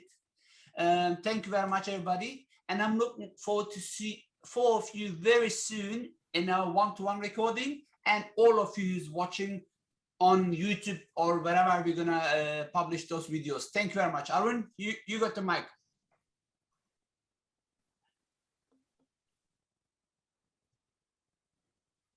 Arun doesn't want to speak. Okay, I can talk all day. We can talk all day, Arun. Thank you, Dr. Adal and the respected panelists for a very, very interesting discussion. Some great takeaways over there about the SolarWind hack, the renewed focus on vendor risk management, the role of SOC. I especially like the last comment, be passionate and not paranoid about security. Brilliant takeaway over there. And with that, I'd like to move on to the next session. I'd like to now call Abdullah Albaz, Sales Manager, Saudi Arabia at Pure Storage, to make his presentation. Introducing Pure Storage, Modern Data Experience. So over to you, Abdullah Albaz, please.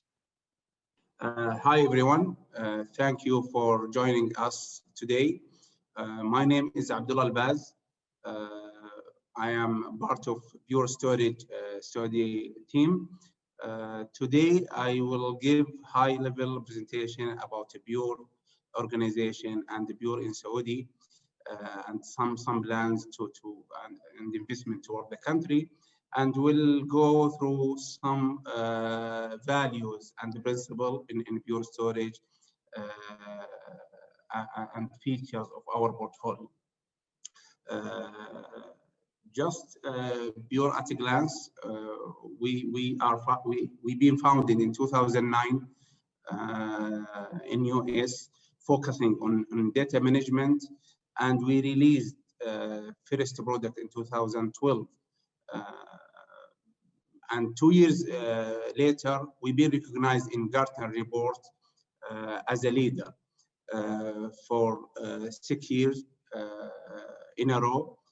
In 2020, last November, we've been recognized as a leader of the leader in terms of flash storage. The story is started when Pure decided to go from day one in flash. Even that days, it was not common used and it was very expensive. But because we are seeing the future, Pure Storage journey start by reinventing the storage array, and we took the market by storm from beginning. We showcased to our customer and partners our technical advantage and value, and simplified customer experience that redefined the storage industry. We did around 1.6 billion last year in the annual as a revenue, with more than 8,000 customer. I would say happy and satisfied customer. We getting high score for Net Promoter Score, leading all storage vendors. We have established and taken market share each year, and you know, from some dominated legacy storage vendor. In the left side, you are seeing the high level of our portfolio. Where we are covering the data management and storage industry, from structure and non-structure, block storage, file and object, and taking that to the cloud with the same architect without adding any additional layer in terms of software or hardware, or asking for any change on the architect. This is simplifying the operation and, you know, satisfying the customer and business needs. Why now? We are seeing all organizations talking about transformation. You know, the data is growing big time nowadays, and the data getting complex and complex.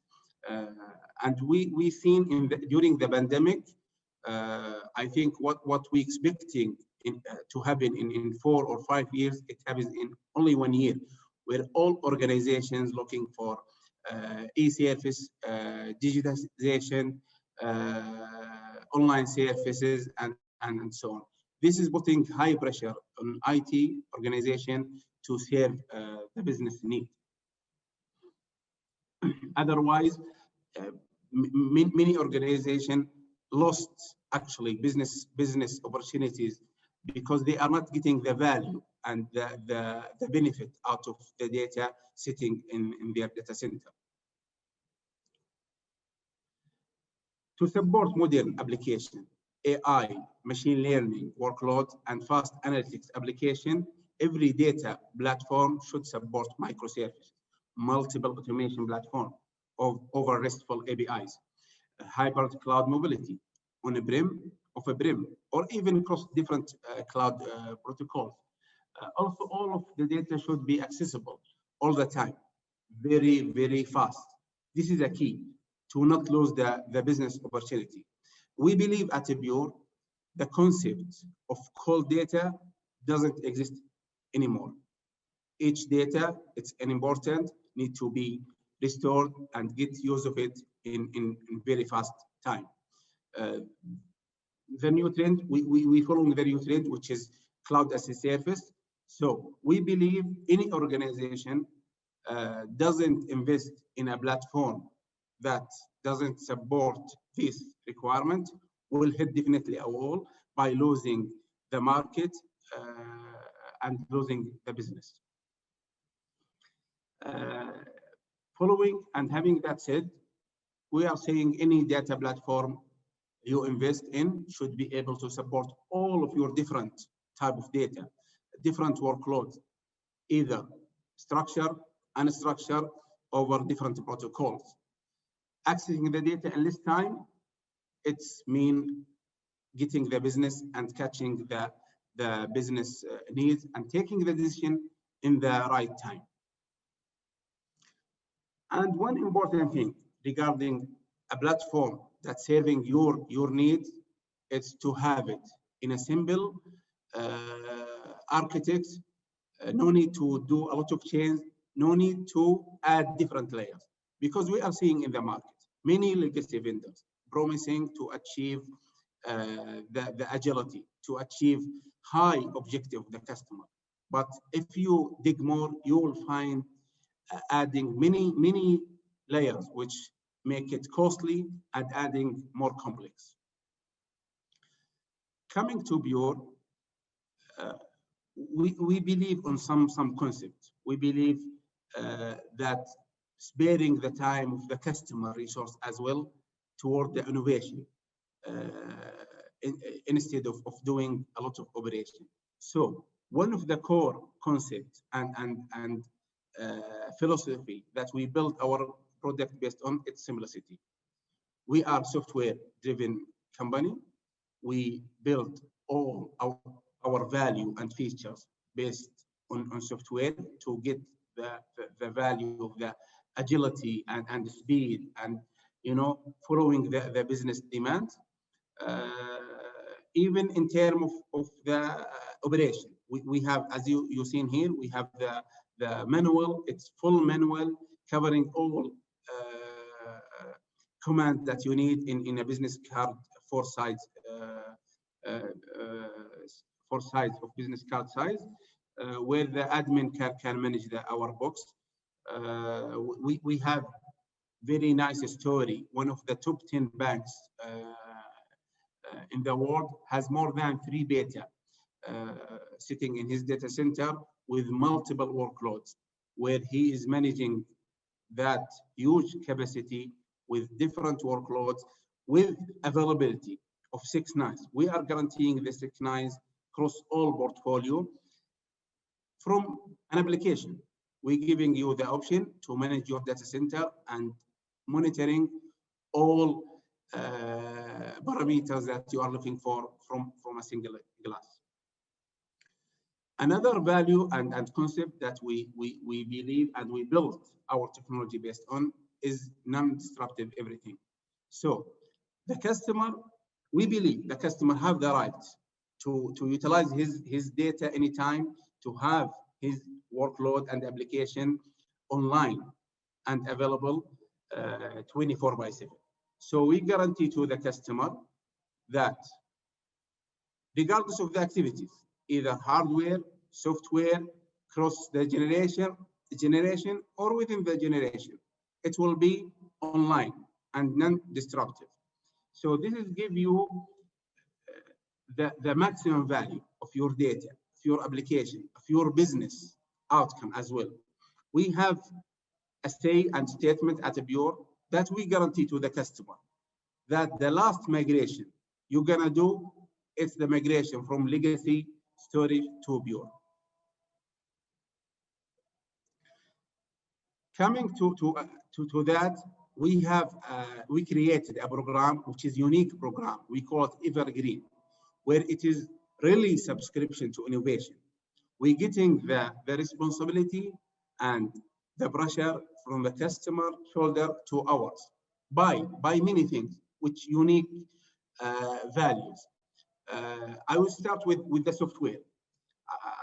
I remember I have a story in my past days that a customer in mid of the project, he figured out that he needs a replication license.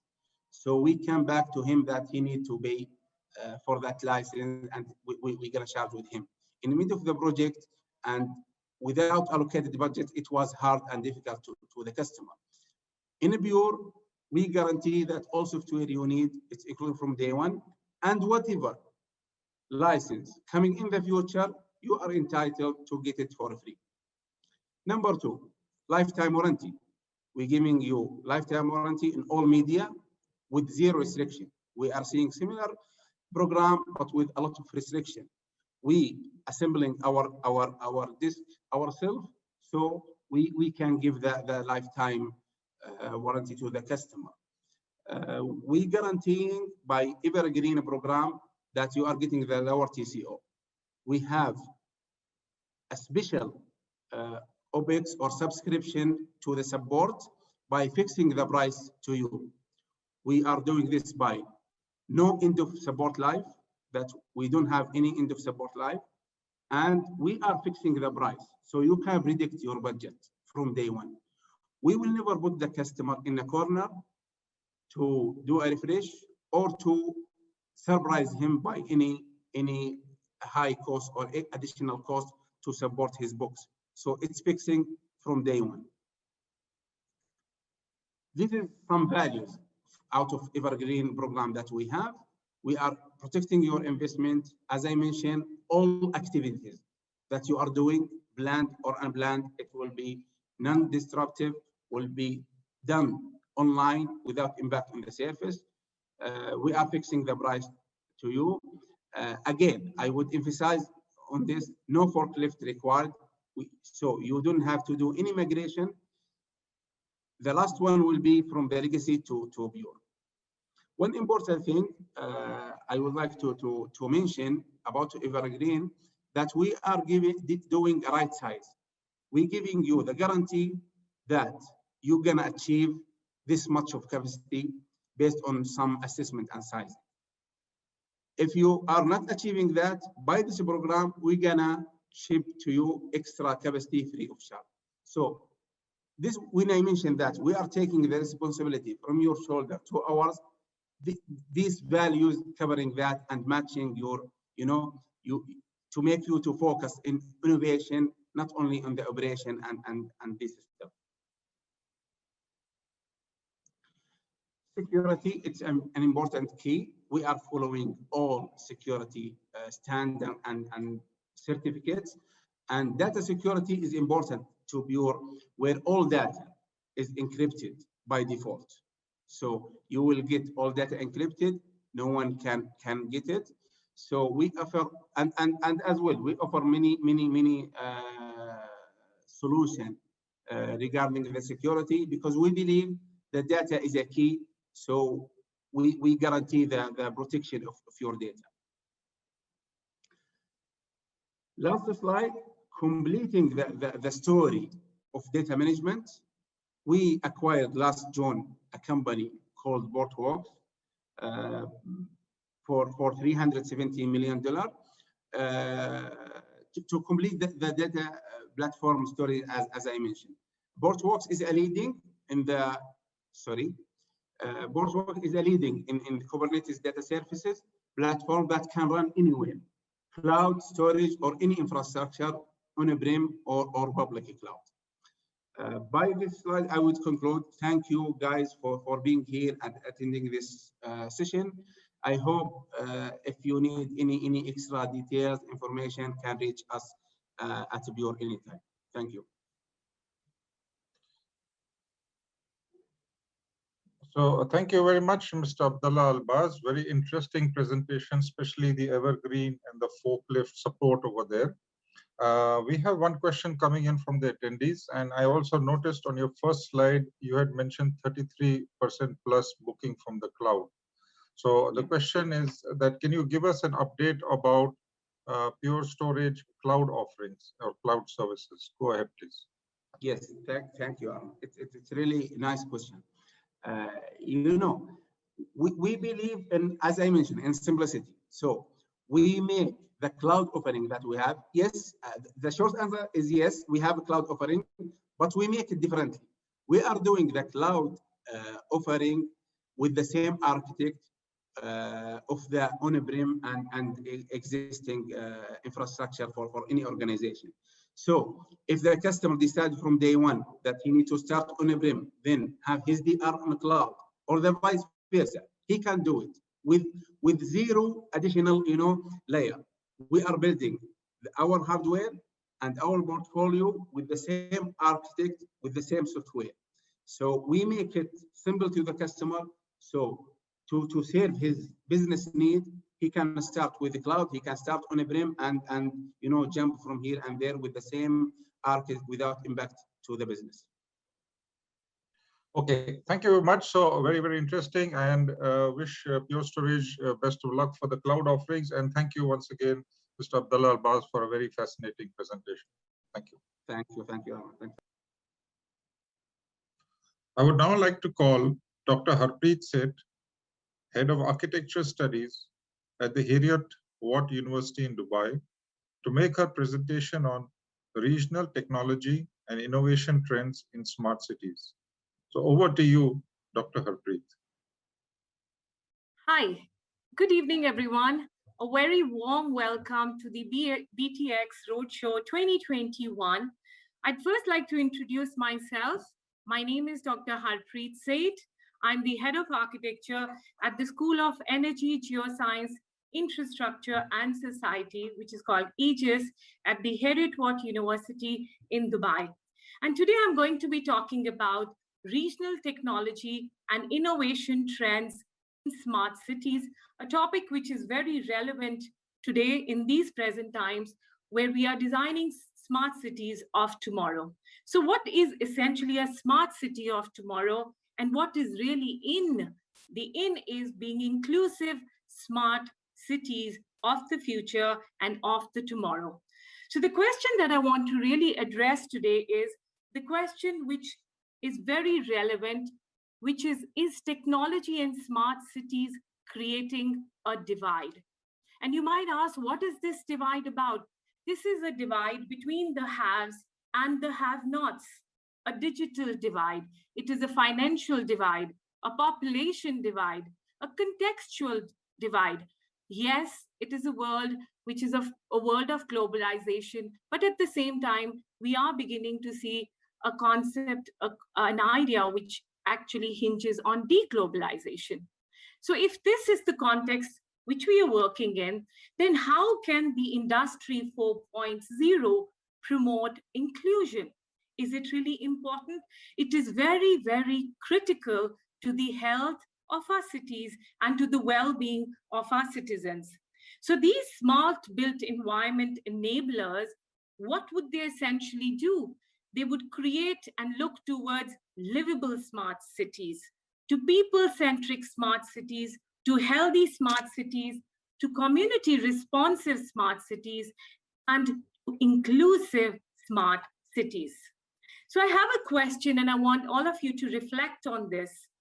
The image that you see is a global image of skyline of developing and well-developed countries and cities all over the world. Is this our image of a smart city?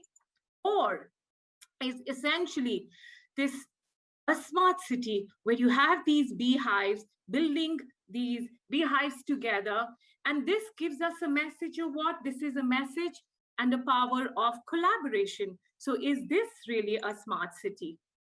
Another image to ponder over, this is a natural cave. What does nature teach us?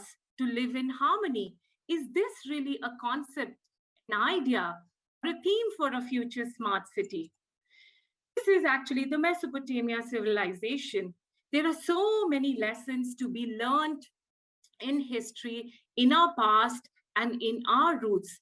Could this be the future of our smart cities and the lessons that we learn in the past that we have had as a human civilization? So very important to actually address, and which is also the theme for the roadshow today, is actually change. Smart cities of the future essentially need and must embrace change. It's a choiceless choice to embrace change. Why so? Because change is the only constant. Change is movement. Change is growth. And what do we as individuals, as societies and communities strive for is growth.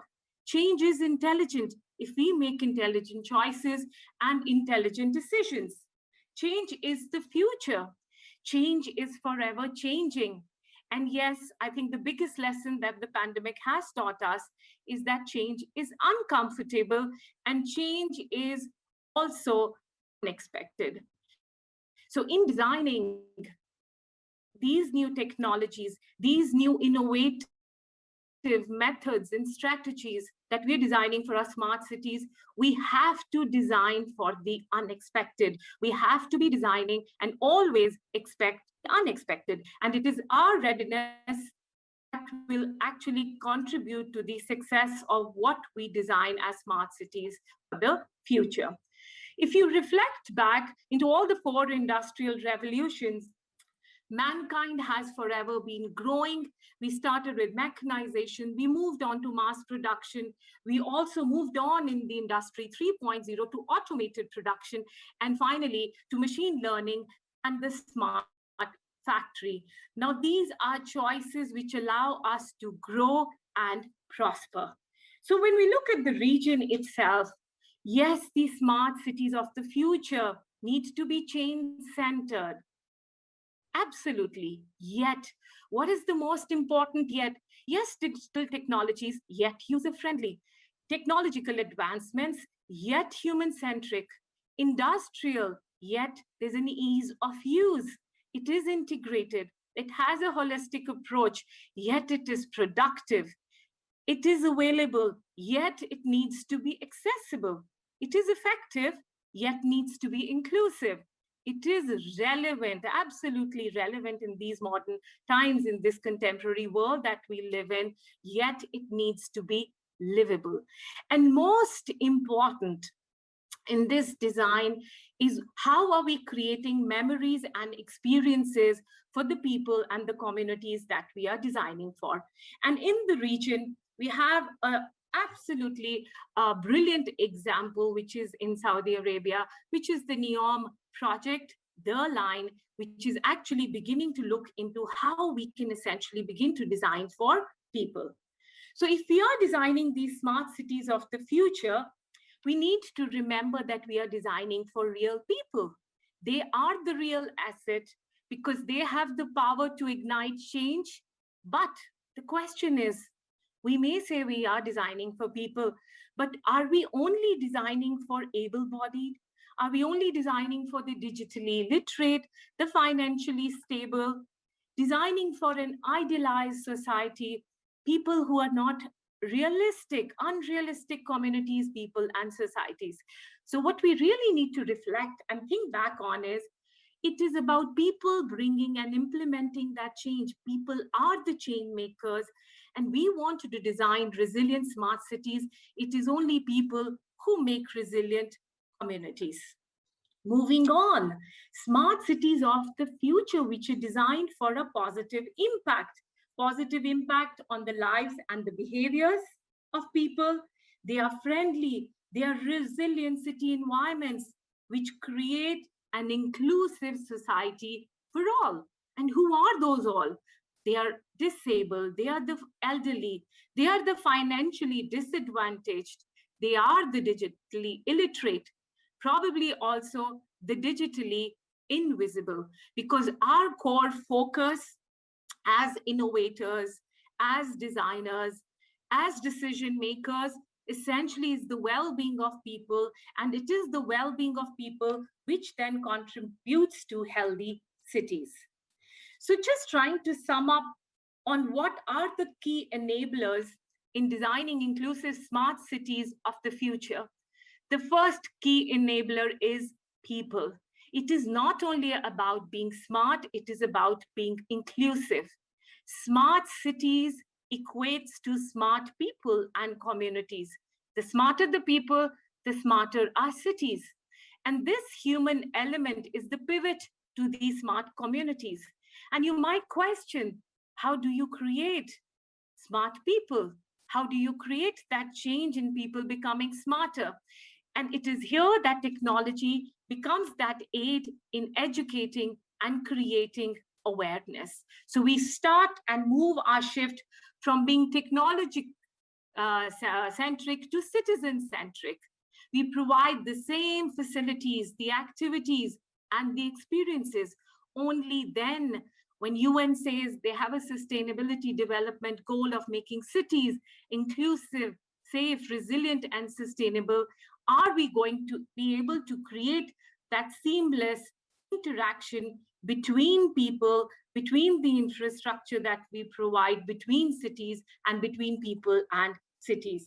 So in applying this inclusion lens, it is very important to engage diverse stakeholders in creating that solution and then sharing the benefits of the smart cities, which gives us a good quality of life, allows for economic growth, and allows us to contribute towards sustainable living within our cities. And these 6 enablers that we talk about when we talk about smart cities are essentials, and having a holistic overview is very, very important, which ranges from data and security, digital and technology, the ecosystems, finance and funding, internal organization, and policy and regulation. So moving on from the first key enabler, which is people, to the second key enabler, which is collaboration. So what does collaboration really mean? It is community co-creation in these inclusive smart cities. So expertise from different fields comes together in contributing to change through innovation.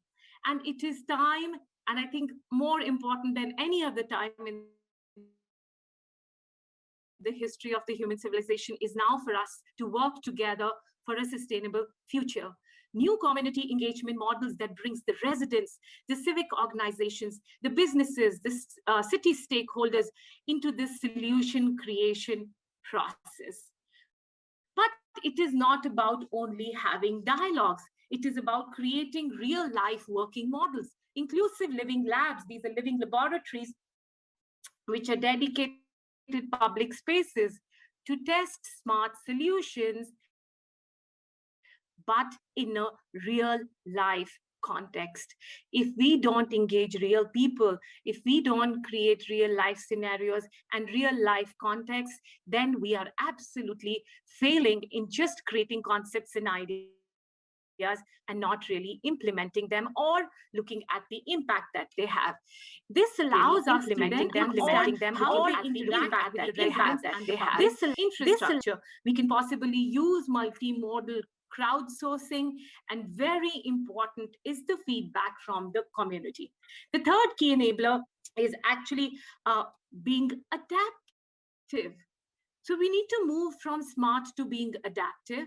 because the newest, the latest, the sleekest technology is very soon going to be outdated. So all the solutions and our future hinges on how adaptive our technologies, our innovative designs and solutions really are, because that is what drives the communities to be resilient in the face of the unknown, new challenges and problems which we have never really faced. The fourth enabler, in my mind, and the fourth key is so important. Every piece of technology, every new innovation, every new trend, every new digital platform creates an experience. Yes, you may say user experience, but it is this experiential nature of what we create in the future that is very important, because these experiences are what creates memories. And we must not forget these experiences for people from all different backgrounds, all different cultures, all different age groups, because only then are we essentially creating a inclusive society. The last enabler, very important, is livable futures. How can we create a livable future? And that lies in the fifth key, which is the context.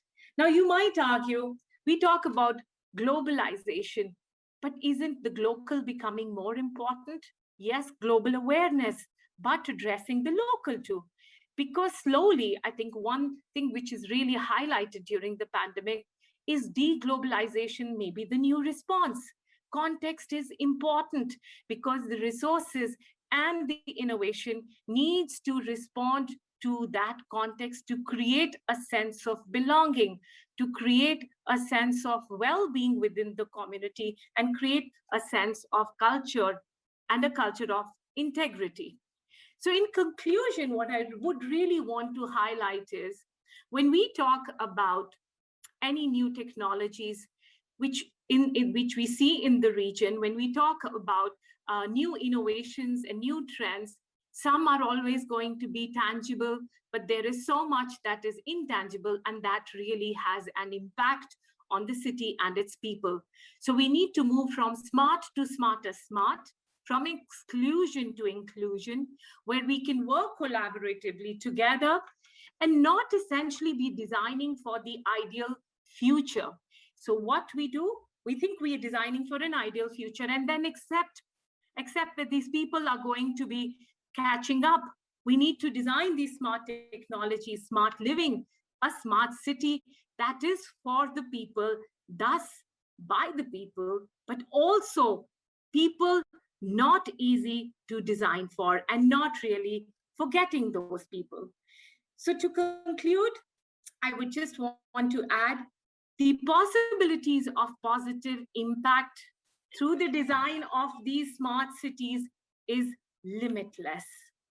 And if you have any questions, I would be very happy to answer them. Thank you so much. Thank you, Dr. Harpreet. Absolutely a brilliant presentation, very tangential to the usual type, putting humans in the center of everything. And I really liked some of the key takeaways which were there. I mean, designing for real people, expect the unexpected. Like you said, you design for something much more ahead, but also plan for the unexpected. A question coming in over here, in your experience and based on this presentation, and of course all your forward thinking on the possibilities, which use case do you think works well to start a smart city? Where would one begin from? It's a bit more on the nuts and bolts side. Okay, so I think what we really need to accept is so many times, so I'm an urban designer myself. I think urban planning is absolutely critical, having a master plan, a vision to the future. And I think the region has been doing very well with that. But one thing we as designers, as innovators, as thinkers, critical thinkers, need to essentially accept is that cars are here to stay. And if the automobile is here to stay, what is that intelligent technology, intelligent thinking, intelligent people coming together, create a balance between the car and the pedestrian. It is not this over that or making a choice, because both are here to stay and both are important to the well-being and the health of the city. And not only would it create healthy, sustainable cities, it would also create a model for sustainable living. Fantastic, absolutely brilliant answers. So thank you much for that, Dr. Harpreet, and thank you for your great presentation. Thank you. It was my pleasure to be there with all of you. Thank you so much. Thank you. I would now like to call Ekta Sibal, India's #1 inner self-transformation specialist, international meditation expert, global wellness coach, to make her presentation on corporate wellness culture, the key to bringing business transformation and building motivation. Over to you, Ekta. Thank you so much for having me here, and thank you, Arun, for the wonderful introduction. It's a pleasure to be here addressing you all today and talking about something that is very, very close to my heart as well. Some of you know me, and some of you have even heard me, and some of you have even worked with me. However, there are some people who are probably joining in for the first time and listening to me for the first time. So I would just say that just hang in there, because I will be sharing some very exciting and new things that you as a leader can incorporate in your team or in your organization to increase engagement with your workforce, or even for increasing productivity in your team. So just hang. Let's just move ahead. So today's topic is all about corporate wellness culture. These are few names of, well, these were the names that could come on the slide, so I've just listed down few names, but there were plenty of others where I engaged with these organizations. And if you see these, all the organizations are from different sectors. So if you realize that all these organizations have understood the impact of corporate wellness or well-being in their organization, and that's the reason why I was engaged with them in order to bring out that change in the culture of bringing corporate wellness in their day-to-day and regular working life of the employees. So moving on, just to tell you a brief about the names that I have worked with, I would like to bring this particular part to your notice, that why there has been an immediate surge, or why there has been a sudden surge in understanding wellness, in understanding well-being. As I mentioned, that the pandemic has created those areas where we have realized that wellness is an important area for us, whether we are working as employees, leaders, business entrepreneurs, at any level, every level in, I would say has brought that importance of well-being and wellness in our lives. And there has been a lot of wellness opportunities that have got initiated by different corporates in different areas, in different departments as well, for the workforce. There have been individuals, because of the work that I do, there have been a lot of individuals who connected with me over the past few years, in the last 2 years since the pandemic hit us. And the numbers have only increased only because, again, the reason is that there has been a sudden understanding and awareness that it is important for us to understand what is wellness and how we can bring that well-being in our lives. So there have been a lot of individuals seeking out alternate ways to create wellness and to transform their lives. There is a growing need to focus more towards mental and emotional well-being. So as I mentioned earlier, while there is an importance towards physical well-being, mental and emotional well-being has also played a very important role. In fact, in the next few slides, I will be talking about few surveys or few statistics that will tell you that there has been a lot of research done where it has been found that mental well-being and emotional well-being play only an important role, more important role when it comes to working, or even when it comes to living a life. So I will be sharing that in the next few slides.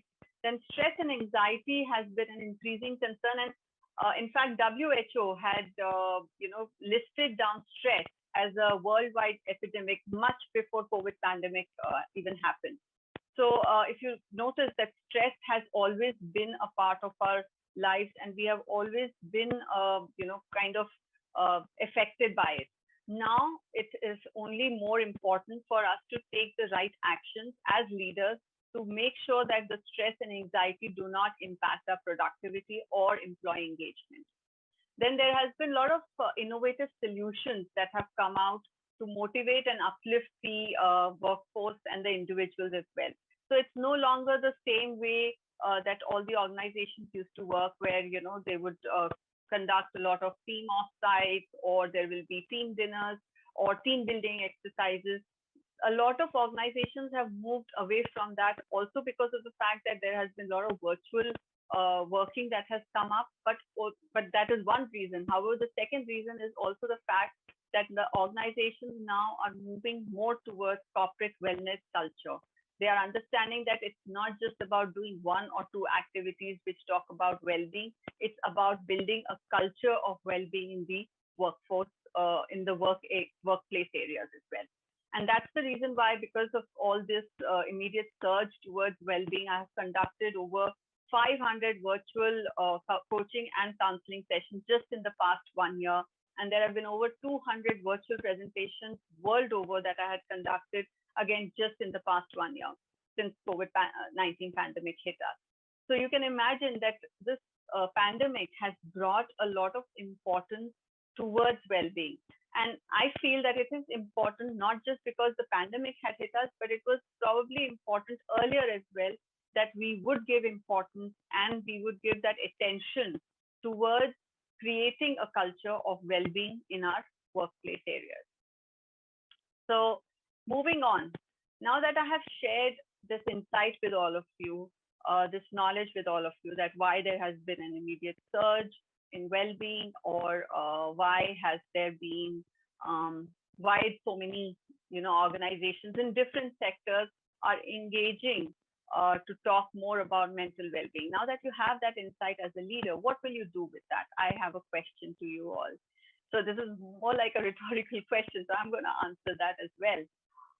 Well, as a leader, I feel that with this insight, it's important to realize that when COVID-19 hit us, a lot of times when I would talk to people, they would all say that, we were unprepared for something like this. Nobody thought that something like this can happen. Now, taking the learning from there, if we are able to create a solution wherein we are prepared or we are ready for even those things that we will never think that we will be prepared for. If we use that kind of foresight as a leader, you will realize that even in the most difficult or challenging times, we will always find a solution. And that solution will not be a solution which will create more resistance, but it will be something that will be accepted easily. So that's the insight that I would like all of you to use. And that insight will help us, or help you rather, in terms of building not just one solution or a one-stop solution, but building a culture where we, as employees, where people like in your team, the workforce, easily accepts the change, is resilient towards that difficult situation, and is able to come out of those difficult situations easily. And this is where the foresight comes into play. As a leader, I'm sure all of you have to use your foresight at at different occasions. So what better occasion than this, where you use your foresight to be prepared for something that you will not think that you will be ready for.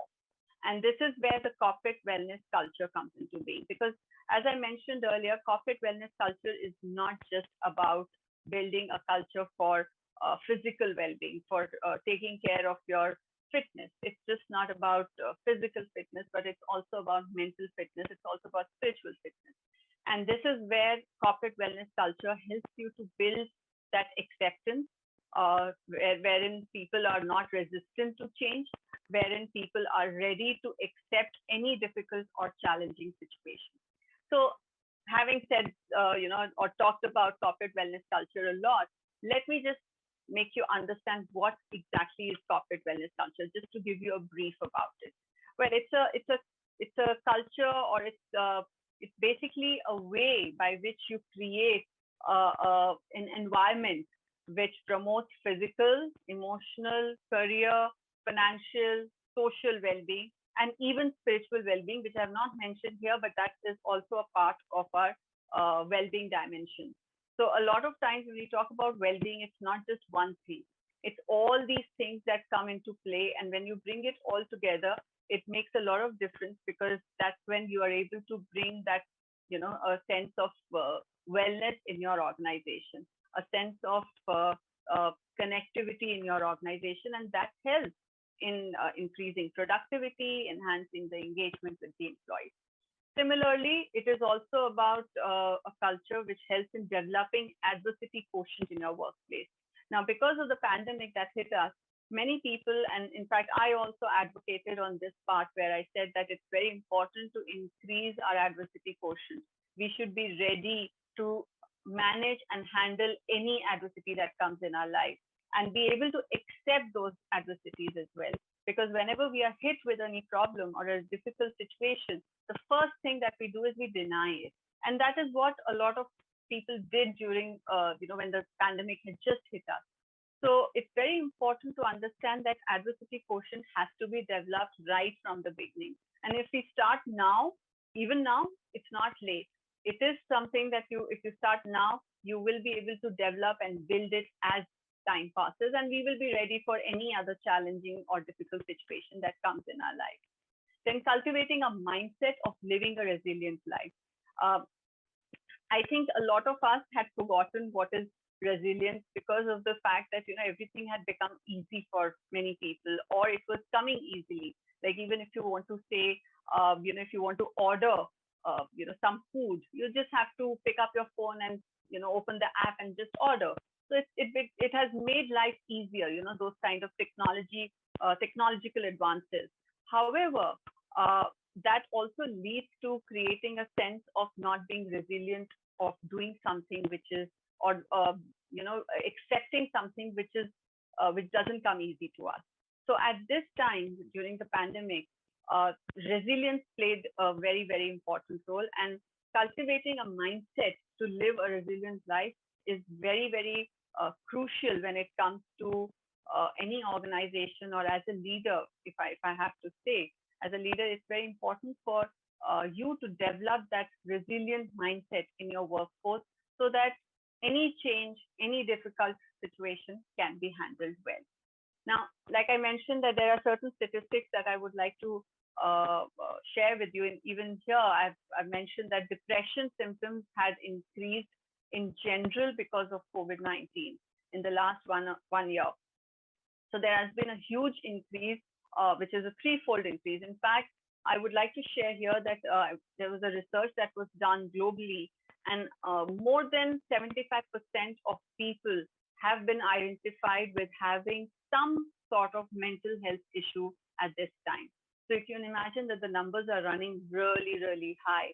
In fact, it's like almost like 1 in 6 people, which is what is being talked about, that everybody who's gone through this pandemic is going through some kind of mental health issue. And it's very important as a leader to give it due consideration, to ensure that something can be done to make sure that that those kind of problems can be eased out. So moving on, when we talk about well-being, what does it do for us? Well, the first thing that it does is that it is a very, very important factor in motivating the workforce.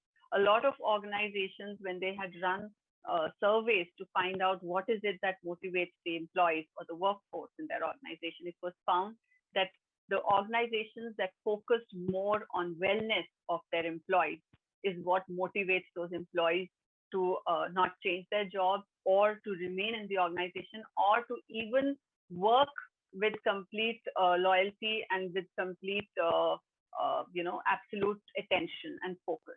So well-being is a very, very important factor when it comes to motivating the workforce. So in an employee sentiment survey, I would like to read it here, that it was found social connectivity as an essential practice to keep employees motivated. Considering the fact that there has been a lot of virtual working, social connectivity had kind of got distorted. However, I would even say that when we were working in the offices, still the social connectivity was always a problem. While we were there was still a social disconnection that a lot of people felt, and that also created a bit of a issue in the motivation factor when it comes to seeing how well the employees are motivated.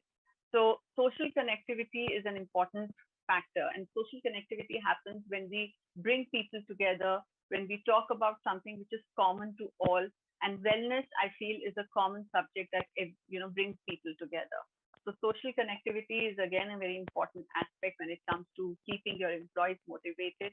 Now, the second point is a very interesting point, because it's again not something which is connected only to COVID-19, but even before that. However, in COVID-19, it just got accentuated. It just came into attention of everybody, and it like it says that the way employers or leaders treat their employees during the COVID-19 pandemic will define what type of employer they are or what type of leader they are.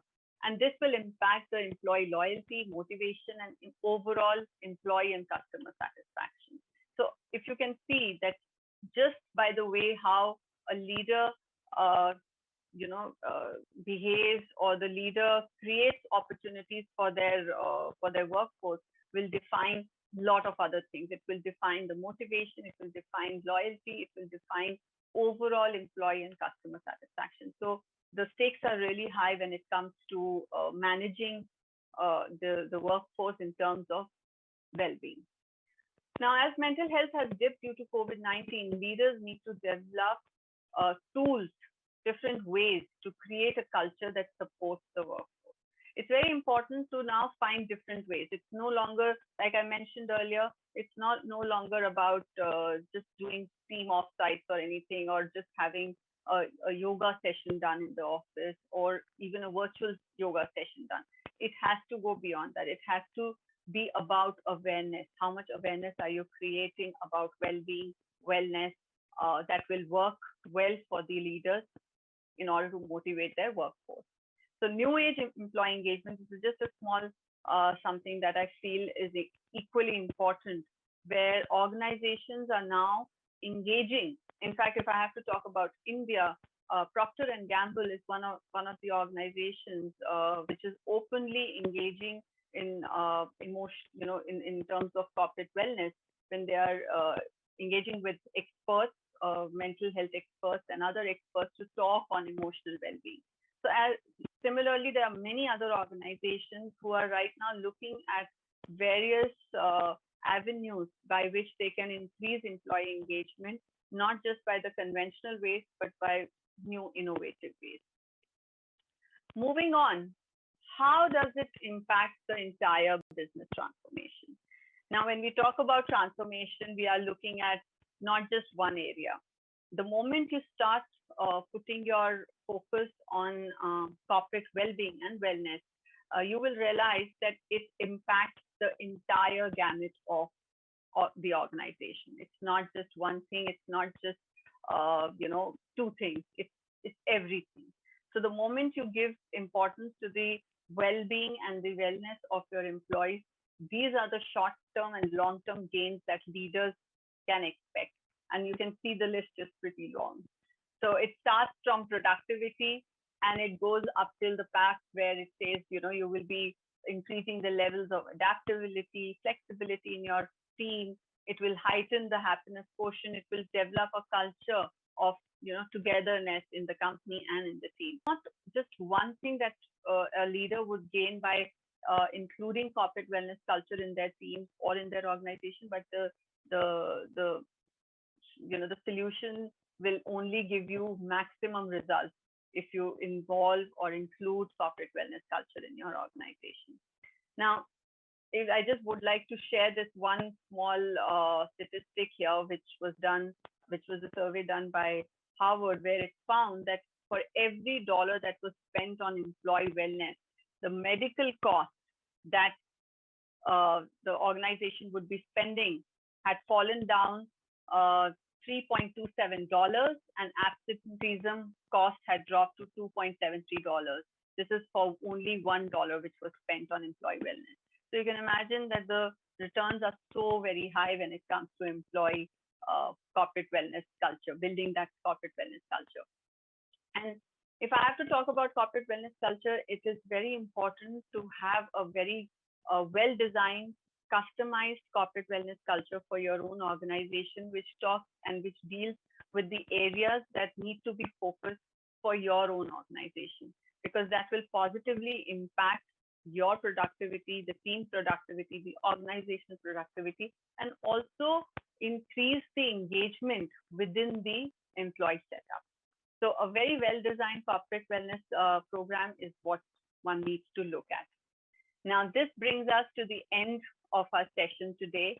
I would just like to share some information about me, and I would ask you to, feel free to get in touch with me if you have any questions or anything that you would like to ask on how you can build that corporate wellness culture in your organization, or any help that you would need in order to create that culture within your organization. So that will be all from my end, and thank you so much for listening in. And I would now like to open the session for some questions. If there are any, I would love to answer them also. Arun? Thank you very much, Ekta Sibal. Absolutely brilliant presentation. Such a good takeaway. For every $1 spent on wellness, I calculate $6 total. $3.27 plus $2.73, $6 return, 6x benefit. I mean, which top executive can ignore such a justification? And also another fascinating, cultivate a mindset to live a resilience life, such an expectation on the top executive to perform. So great stuff over there. Ekta. Now, just one question coming in, that as a senior executive, if I was to build a wellness program or an initiative, what would be the recommended areas to start with? Some sort of thumb rule. Go ahead, Ekta. Sure, Arun. Yeah, very interesting and a very pertinent question, I would say. Well, areas can be many, but to start with, I would say, especially in the situation that we have just been through, and we are still going through, a lot of people are still going through the pandemic, and they are going through what they all the complications or all the things that they are experiencing right now. So I would say that at this moment, the first thing and foremost thing that needs to be taken care of is the mental well-being and the emotional well-being of the workforce. So whatever activities, whatever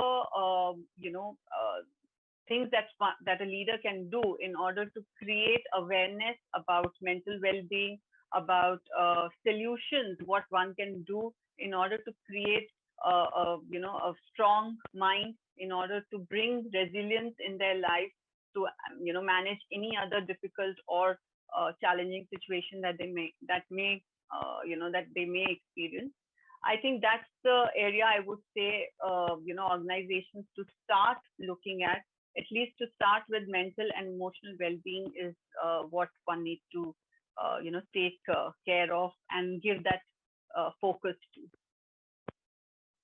Thank you very much, Ekta, for that feedback, and look forward to engaging with you once again. Thank you very much for absolutely brilliant session over there. Likewise, Arun, likewise. It's always a pleasure to be here. So we are now about to begin our second panel discussion for the day. And before I hand over, just a short housekeeping. I see all attendees are very attentively viewing our live video stream. Please do post any questions for the upcoming panel using the chat option. And in case any question comes, I'm sure the panel will be happy to take that up. So with that, I would now like to call Ahmed Saleh Al-Balushi, Managing Director, FinTech, ICT Services and Consultations, to open this panel discussion on predictive analytics and artificial intelligence. Over to you, Ahmed Saleh Al-Balushi, please. Thank you very much, Arun. Thank you very much. Bismillah ar-Rahman ar-Rahim. Rabbi shrah li sadri wa yassir li amri wahlul 'uqdatan min lisani yafqahu qawli. Good evening, ladies and gentlemen. Good evening in this event and one of our great show in BTX 2021 Road Show.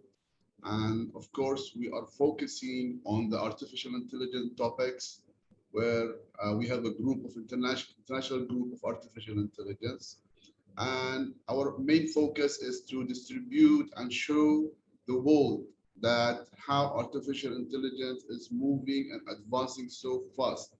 And everybody needs to grab that opportunity and go to that stage where he can improve the businesses and all the aspects that he needs for a better business.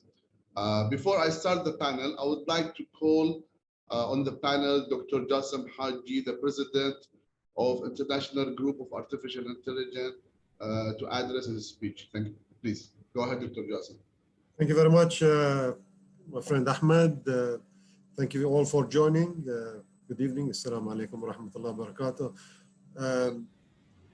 I'd just like first to thank the organizers for giving us this window for the team who you would see and hope you will enjoy and benefit from their discussions on the artificial intelligence. And this is something that we will try to do in every roadshow that the team takes over, including Africa, Asia, and elsewhere.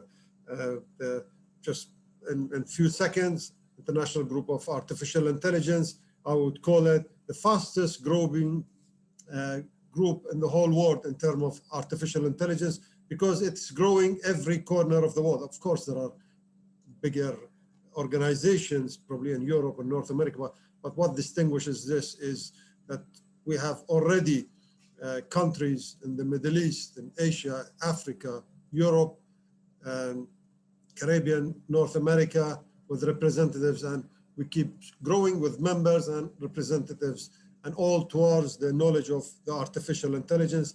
And should you be interested, the professionals, the academies, the executives, to be part of this intellectual group, the team, I believe,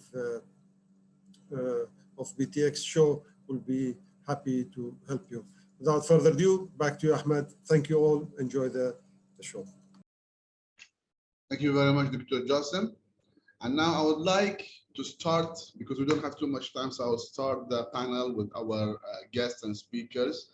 And I will start to introduce them before we start with the questions. First, we have Sheikh Khalid bin Hamad Al Khalifa. With 20 years in healthcare IT, Sheikh Khalid is currently the project director at the Bahrain Supreme Council of Health, working leading healthcare transformation team for the universal healthcare coverage in Bahrain, working at the Royal Medical Services and King Hamad University Hospital as a CIO. He used to work over there. He holds a master in software engineering from George Washington University and MBA from the University of Strathclyde. His research interests are around data science, analytics, and artificial intelligence. Our second speaker is Dr. Emmanuel Doufi. Dr. Emmanuel is a philosopher of AI. He is the co-director and co-founder of the Global AI Ethics Institute in Paris. He holds a PhD in political science from the Paris Institute of Political Studies. Dr. Doufi is also advisor in AI ethics with Huawei, as well as faculty member with the Big Data Lab at the Goethe University in Frankfurt, Germany, and research fellow with the Center for Defense and Security Studies at the University of Manitoba. Our last speaker is Dr. Ilham Suleimani. Suleimani, she's currently professor at the Department of Computer Science at Mohammed First University Faculty of Science, Ougda, Morocco. Her research and publication areas include machine learning, supply chain management, and demand forecasting, transportation and road traffic forecasting, introduction to the computer networks, IoT, and finance. She is engineer, graduated from National School of Applied Science, OJA, a PhD from the National School of Computer Science and System Analyst in Rabat. I would like to welcome all our speakers to the panel. And I just want to tell the audience that our our speech will be focusing on artificial intelligence and prediction analysis, but we will be talking on some other things. Our focus is on the healthcare, the ethics, and the education, and some extra things as per the time that we have. I will start where we have ended the introduction of the speaker, which is Dr. Elham. With digitalization as a trend, how does information technology in general and AI in particular affect a company's performance today? Mike is yours, Dr. Elham. Thank you, dear Ahmed. Thank you for having us today.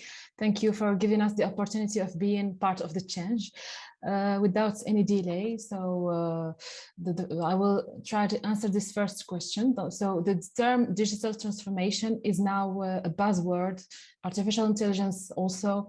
So from our daily life, artificial intelligence and digital transformation are emerging in our life in so many different ways, from smartphones to ebooks to robotics to websites, etc. So it is important to note that when we talk about digital transformation, the starting point is always going to be data. Data is always the starting point of each digitalization process. Data, as we've probably heard, is the expression that data is the new oil. And it turns out that now data worth much more than oil in a way that they both generate value. However, the value generated from data is not used up in a way that it can be renewable, it can be reusable, and we can extract so much knowledge and value from data. Besides, as you asked, how can artificial intelligence affect companies' performance today? Artificial intelligence can serve many purposes in a company, such as reasoning, problem solving, perception, learning, estimating or forecasting. Even when we're talking about analytical thinking, optimization, or planning, it's all we can all do that based on artificial intelligence techniques. So as a last word, artificial intelligence and machine learning are definitely affecting our life and IT careers in general. I think that's it. Thank you for your question, for the first question. Thank you very much, Dr. Elham. Yes, I do agree with you 100%. Data, they are the oil of artificial intelligence. Without data, we cannot take the artificial intelligence to the next level of innovation. Thank you very much, Dr. Elham. Now, Dr. Goofy, why is, we are talking, Dr. Goofy, from the prediction analysis or analytics perspective, and I know that you are expert on the ethics side. Why is there such a strong focus on ethics applied to AI nowadays? And I know this is very important because the things that are going on with AI, it makes lots of people, they have the big fear about AI. So why is there such a strong focus on ethics applied to AI nowadays? Mike is yours, Dr. Goofy. Thank you, Ahmed. Really interesting question, actually. What we've seen so far is that ethics has grown into the public debate regarding artificial intelligence. The main reason is obviously that, like any kind of technology, when you have this kind of new tools that is appearing on the market, it goes with a lot of concerns. So lots of people are concerned about what we can do and what can be the use and the bad use, I would say, of artificial intelligence. So there is this growing concern about artificial intelligence, but I would just also mention something that we don't hear that much about, which is the Western perspective that is behind this fear that we have toward artificial intelligence, and that is not shared by all the culture and all the countries all around the world.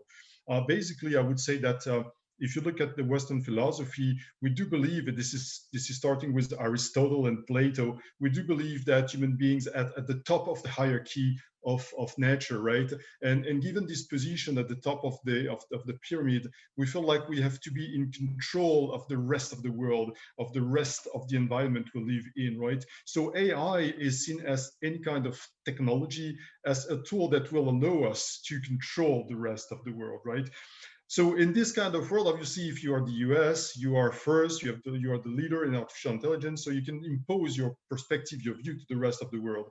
If you're European, you cannot compete with such great actors, so you have to find something else. And what we found actually is a niche, something that other actors do not have, which is namely norms. So you know that if you want norms, you have either ethical norms or legal norms. But legal norms are really, really difficult to set, and especially for this fast-paced technology. If you set, let's say, legal norms today, they won't be efficient within 5 years because things are really going fast. So instead of working on something that will be really constraining and that would not work on the long term, we have focused on ethics, which is what we call soft law. It's not really constraining. It gives the sense that we have norms, that we have a frame, which is not really true. And at the same time, it gives the European Union and the European countries kind of a specific role and a specific place into this really harsh competition. So this ethical debate that we have today is mainly the product of the West trying to impose its own solution to its own problem to the rest of the world without taking into account the diversity of the perspective in ethics and in philosophy or whatever you're talking about in terms of norms. So the future, when we talk about perspective and that, is really concerning because, to my opinion, there is kind of an hegemony of the West in the normative framework about artificial intelligence. And what I'm seeing today is that big actors such as in the Middle East or in Asia or even Latin America are growing, and at some point they will no longer accept this kind of hegemony of the West, and they will say, we don't have to follow your rules because we do not share the perspective, right? We have our own rules that are embedded in our own values, and this is what we want to put forward. We don't want to accept this hegemony from the West. So my feeling and my fear is that instead of regulating with a global governance, we are moving toward much more tensions and issues, and we will deregulate artificial intelligence instead of having this kind of global governance. Thank you very much, Dr. Emmanuel. Yeah, I do actually agree with you on this part. And I know that because the world is moving toward this road of innovation, so they have to accept it. And the regulation should be set. You know, the rules, the policies, the regulations. You see, there are things more deeper than artificial intelligence. We are talking about the fourth industrial revolution, such as quantum computing. We're talking about the next generation of AI, which is the AGI, the AI, artificial global intelligence, or even the super artificial intelligence. So things need to move to faster aid. Yeah, I know ethics are very important. Setting the policies and procedures are very, very important. Thank you very much, Dr. Emmanuel. It was really, you enriched this one with your answer. Sheikh Khalid, I know that you are in the healthcare area and you have like more than 20 years experience in this area. And I know that you are a person who loves AI and passionate about it. And again, from the same perspective of the predictive analysis, AI predictive analysis can impact various industries. How do you see it impacting healthcare? And what are some prominent applications that can help to improve the healthcare center? Mike is yours, Sheikh Khalid. Thank you, Ahmed. I just want to build on the point by Dr. Gofi. I think ethical issues, if we kind of hold ourselves back, we are actually in healthcare holding back the ability to save lives and to improve the quality of care. And I think this is very important in terms of highlighting the importance of artificial intelligence in general in healthcare itself. But to go to predictive analysis, I think it is one of the unique areas in artificial intelligence because it really impacts every aspect of the healthcare spectrum, whether it is we are speaking about the financial cycle, or about the operations, or even if we go to the clinical journey of the patient, whether we talk about the diagnosis of the patient, for example, if we diagnose for tumors, etc., going to prognosis and predicting whether there is a possibility of a patient having, for example, let's say, heart failure in the future. So this is another area that follows in terms of the health journey of a patient. Treatment, similarly, even in treatment, we can have different examples of areas where predictive analysis can, let's say, provide the best treatment for the patient, based specifically or especially if we include the genetics information, if we bring in the genomics into the equation. We are moving into a new paradigm of personalized health and providing personalized treatment, which will definitely expand the horizon for healthcare, let alone talking about shifting costs, because as we know that in healthcare, the treatment costs are very high, and moving that cost or shifting that cost into preventive activities will reduce the amount being spent on healthcare in general. One more thing about predictive analysis that is unique is that it doesn't only rely on historic data, but it also builds on the projection and utilizes that data, and then it can by itself through algorithms provide predictive tools that do not just rely on that historic data, but build on other variables, other factors. And this is unique when it comes to being able to find different examples, different settings, different applications in healthcare. Can you give example on this one specifically, because it's a very interesting one? Because yeah, of course. The genomic part of it. We have these cases of the coronavirus. Can you give an example in 1 minute? I mean, how did this help the countries and the people to get the cure, for example, or at least to take them the measurements or to go towards that road, which shows the people that AI did help in this case? Can you just give me in 1 minute? Yeah, of course. I think not specifically only on the COVID situation, which we are at. I mean, the predictive analysis is useful in measuring infection rates, whether it is in-hospital infection rates, or even being able to predict the spread of the virus. For example, during Corona, I mean, the first days, a lot of predictive tools were used to be able to measure how much or how fast the virus is spreading, being able to predict cases, and we have seen a lot of products now that can be used in public to be able to identify people who are probable cases or very highly that they have infection rates. So applications of predictive analysis have been pushed to the limits, and products have been out within months of the pandemic. Thank you very much. Thank you very much, Sheikh Khalid. Yes, I believe in this. Healthcare is very important, same as education. Dr. Ilham, coming back to you, and again, because I didn't ask you the question of the predictive analysis on the first question, that was about in general particular effect of the companies for the performance from the AI perspective. Now, from the predictive analytics, this is very important. And I want you to give me a use case from the Morocco itself, okay? The predictive analytics is very important for decision making, and this is I can see it as a businessman. I can see how important is it for us to move or to get a more precise results out of the machine itself. It tells me to go left or right. Now, how predictive analytics will help the firm strategy or to plan or to build a roadmap to take a decision using the AI? Thank you, dear Ahmed, for the question. Interesting question. Actually, I will try to define, as already defined by Dr. Khalid, predictive analysis or AI-based predictive analysis is all about using statistical and mathematical tools in order to forecast the future.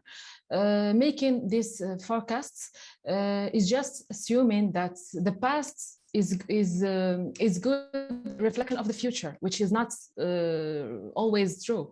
I would like to quote an example that I read before. It's like when we're talking about predictive analysis, it's like driving a car forward on a highway by looking just into the rear view mirror. And so we suppose that if the road ahead is exactly the same as you've already covered in the past, so there's no issues, you're safe. But if not, it's not. So if it's not the same, so I think everyone can guess the results or the outcome of this system. So AI predictive analysis can be used in so many ways in business context, using, of course, machine learning and deep learning tools. So the company, the CEO companies can learn from their past mistakes and avoid making the same mistakes in the future. So you asked me about. I would like to project this issue on a Moroccan case. So working from my personal experience, and I had the chance to work with other research team here in Morocco. We had the chance to use AI-based predictive analysis for marketing purposes, for instance. We have the chance to we had access to a data set provided from recognized supermarkets here in Morocco, and based on this historical data, we had to forecast future demand. And as a marketer, we all know that if we want to launch a new marketing campaign, we have to use historical data. In the study, we compared the performance, the forecasting performance of different models, including deep learning, including neural networks, etc. So for the technical way. So the results clearly indicate that making prediction based on artificial intelligence, pardon me, in general, and deep learning in particular, gives much better results when we're using statistical models, for instance. So all in all, I should say that we have to as a business, in a context business, we have to adopt an AI-based predictive analysis, and it's is the best way to ensure ensure being actually your profits rather than surviving in this competitive world. Thank you, Dr. Ahmed. Thank you very much. Thank you very much, Dr. Ilham. Yes, I do agree with you. AI. When I say predictive, then I just say that AI. I cannot say anything but AI. Dr. Emmanuel. Now, again, going back to the ethics. Ethics is something very important in this world. Not for AI only, but anything else. Can we consider that current ethical perspectives regarding AI are universal, or should we consider ethics applied to AI through cultural lenses? Mike is yours, Doctor. Yeah, thank you for the question. Really interesting question, actually. And the only fact that you're mentioning the importance of ethics is something that is kind of weird to me, because I feel like if you go around the world, you will see that in some places, actually, ethics is kind of a non-question. Ethics is a very Western, once again, concept. It's a very Western way of assessing what is acceptable and what is not. Working with China, for example, I can tell you that ethics is not a problem for them. That's not the way they think the world. Doesn't mean that they're not ethical. That's not the point. My point is that the question that we are having here in the West are not the same as the one that you can find, for example, in First Nation in Northern Canada, or in Aboriginal communities in Australia, etc. So it's not something that is universally shared. I mean, first thing. Second is that there is no universal value at all, and there is no proof of that. Lots of people are actually asserting that there are universal values. So far, and my knowledge is pretty limited, I know that I haven't been proved that there is such value that is shared universally. And when I say universal, I mean universal by everybody all around the world by all time, right? And I feel like just look around you, just look at the countries that are near you, and you will see that you do not share values with some of them, right? So meaning that they are not universal at all. And even when you can find some values that are basically shared by some community, what you will find is that the meaning of the value, let's say friendship, for example, is not the same from one country to another.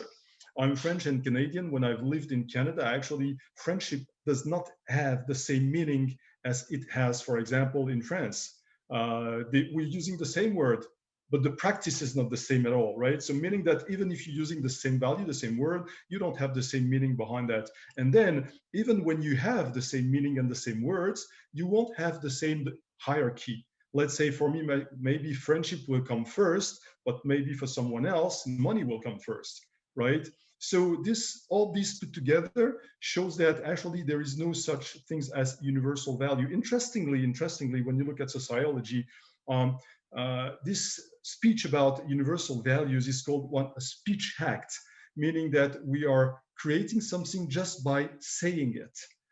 And we all take it for granted that there are universal values, but there is no such thing. If you travel around the world, you will see that lots of people do not share the same values as you, right?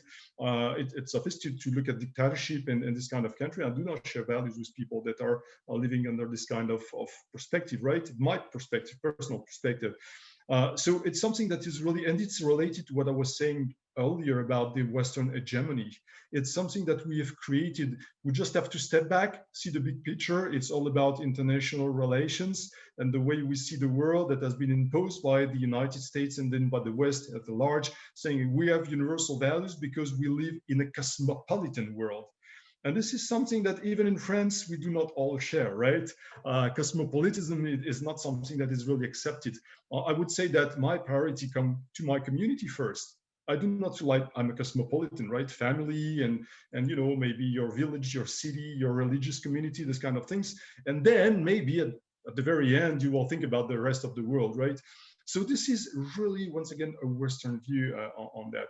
So we really have to get rid of this perspective. We really have to free ourselves. And what I'm calling for definitely is for you know, national or domestic perspective on that.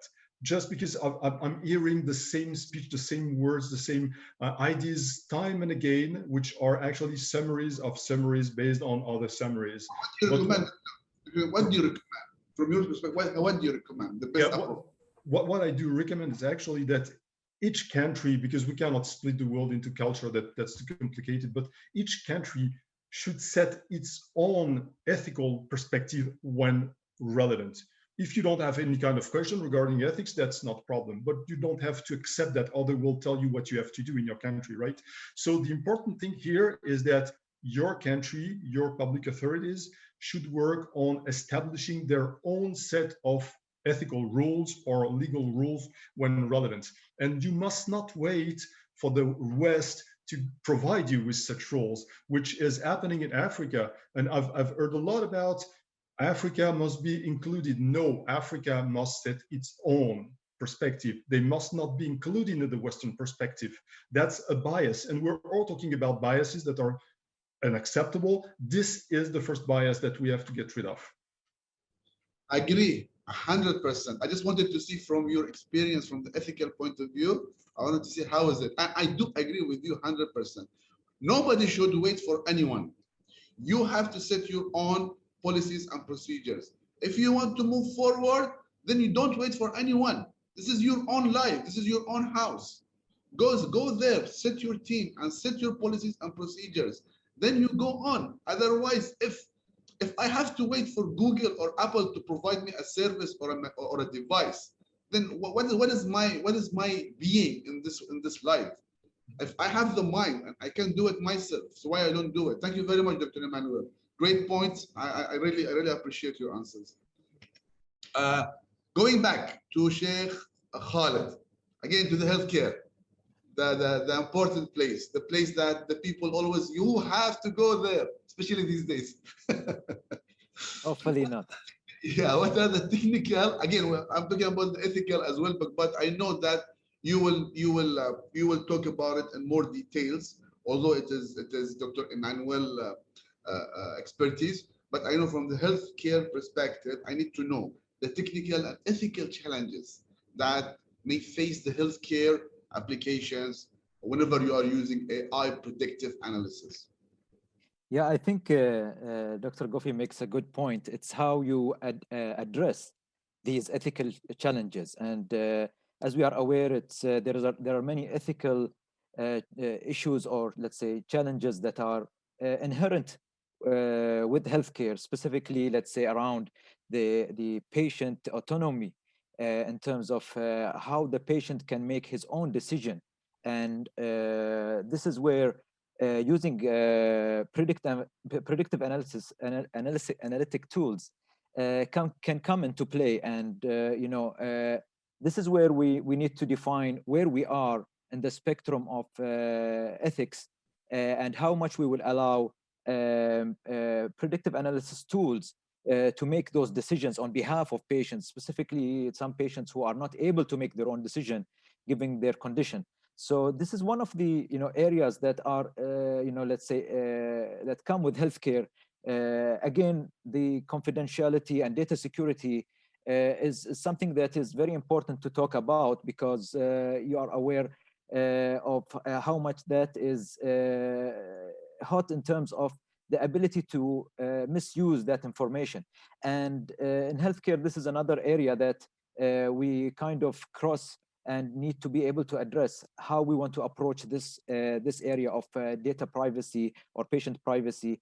And this comes along with patient safety and let's say the patient outcomes, because when we look at those artificial intelligence solutions in healthcare, some of them are actually let's say affected by the cultural bias, or let's say the data bias that comes or is inherent with those algorithms.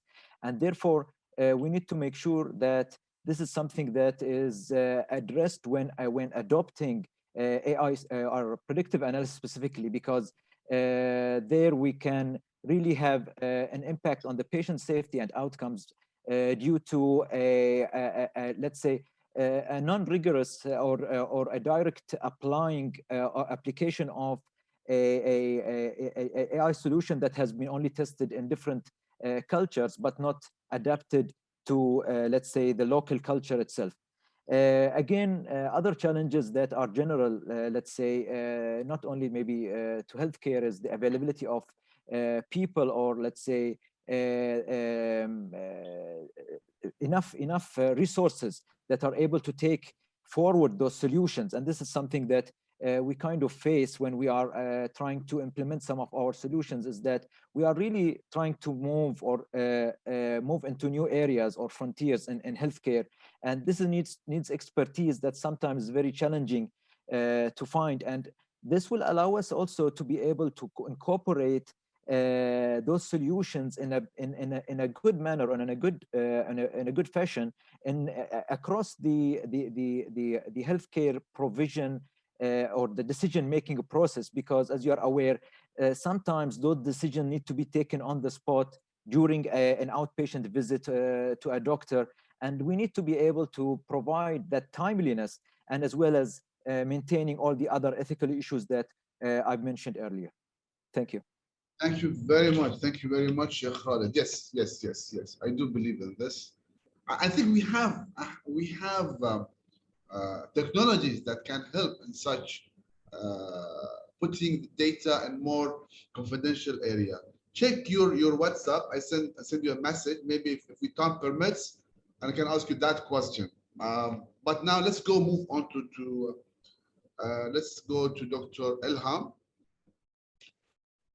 Okay. We said that we agree that AI is the future. Yes, we do agree. We don't have an option.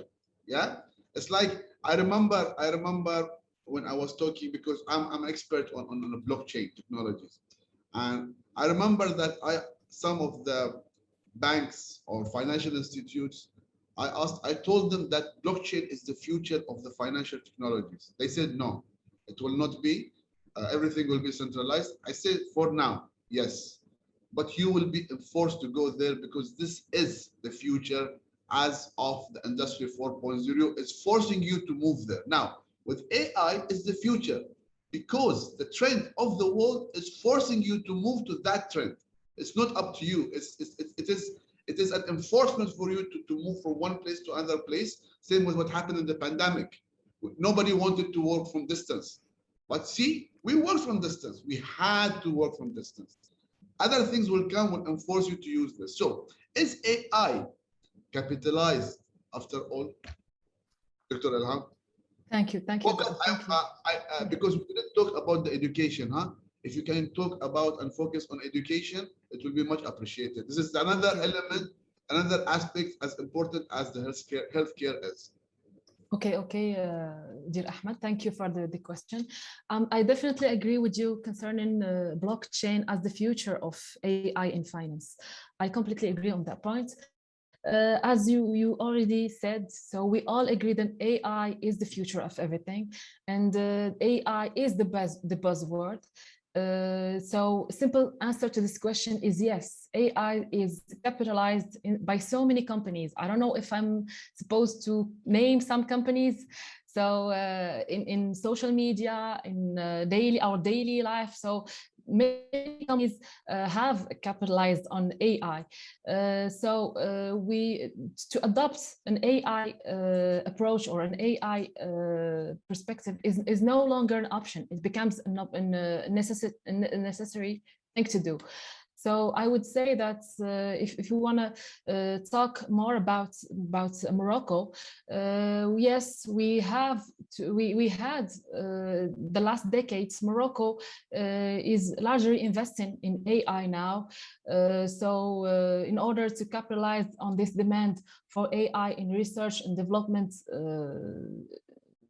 For research and development in general. So if we want to focus on education, how AI can be capitalized on education, as you already said, dear Ahmed. So this pandemic made it very clear that education cannot wait for someone. We have to learn using AI. And in Morocco, we still have to work on that. So I think as a contribution, we should think about chatbots that can replace the traditional education. So chatbot is an intelligence robot that can replace a teacher in a virtual world, and we can have many benefits from it, since students who attend the same class have, in general, they have different skills, different interests, different abilities in general. So a chatbot can help a student and improve his communication skills, his technical skills or collaboration skills in so many ways. Still talking about the AI experience in Morocco, we have a platform called Masar here in Morocco, and this platform is dedicated to data related to education in general.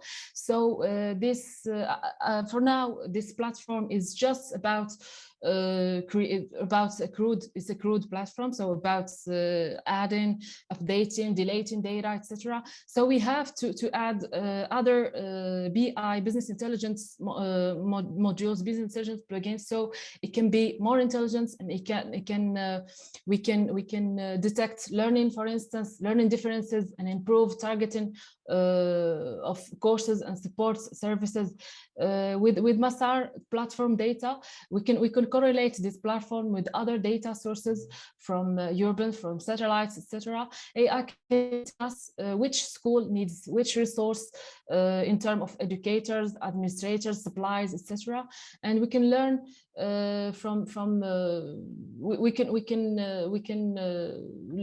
can learn so many things by implementing AI in our education system in general.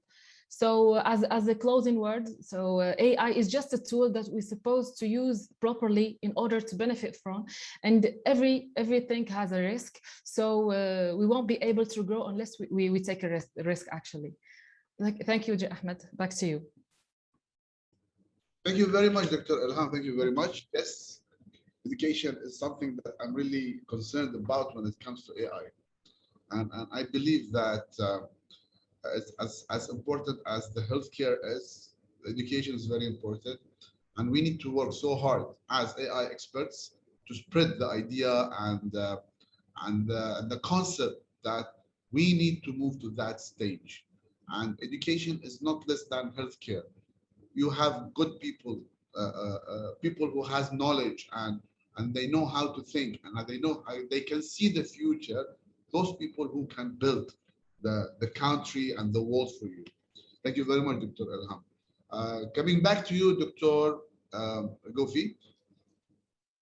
It's again the same thing. Actually, I will go back to that, but I need you to elaborate on it a bit more because this is very important. At the end of the day, we are living in a world.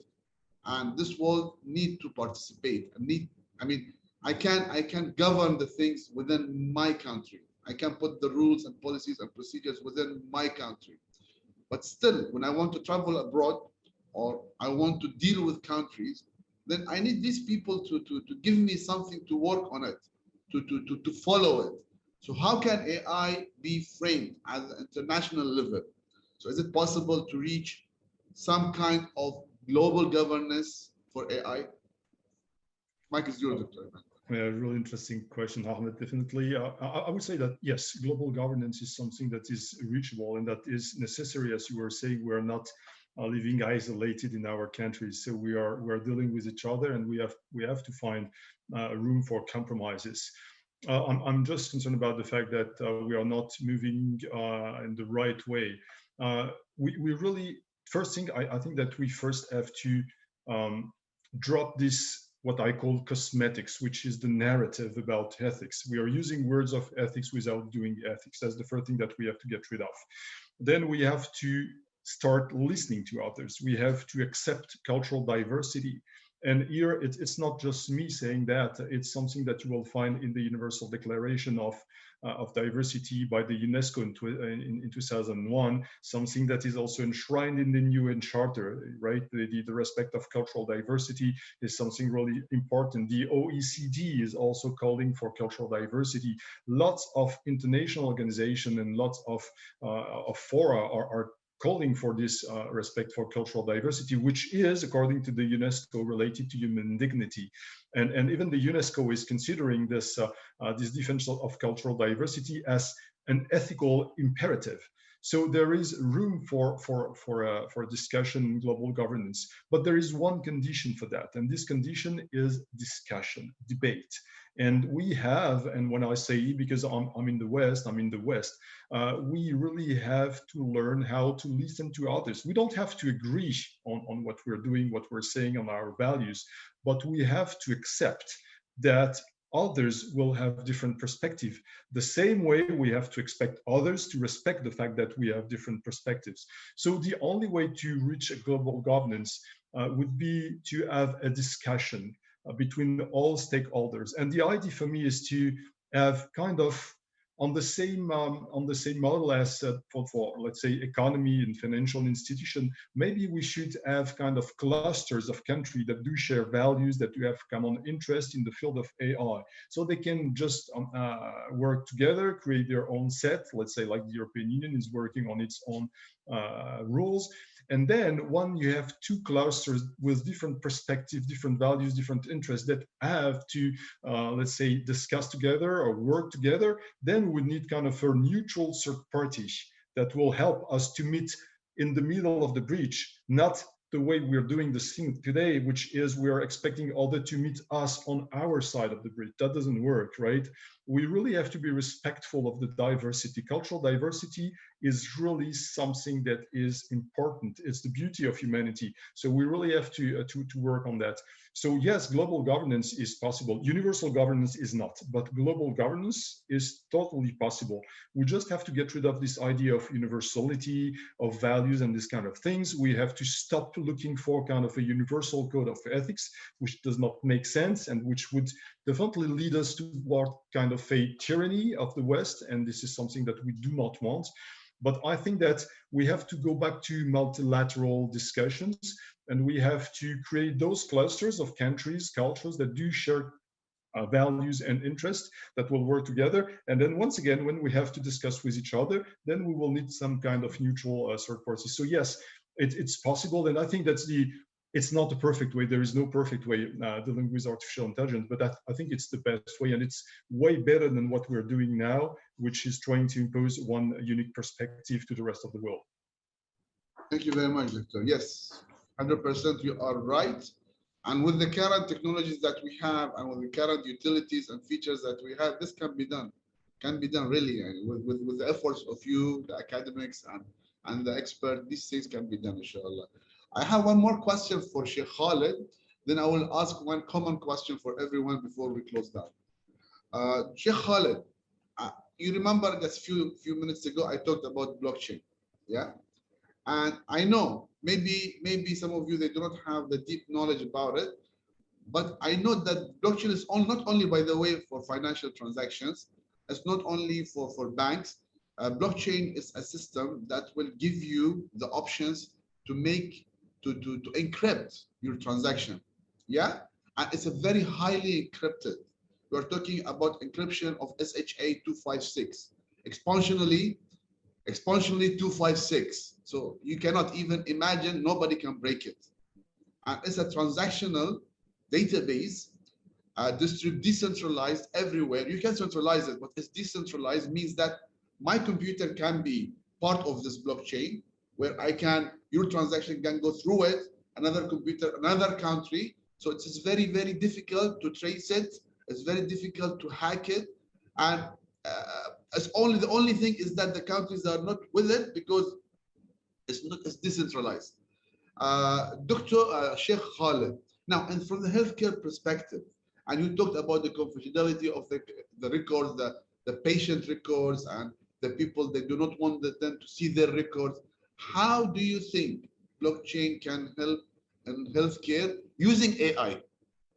I mean, using the AI as a tool and blockchain as a technology as well, how this can help the healthcare sector.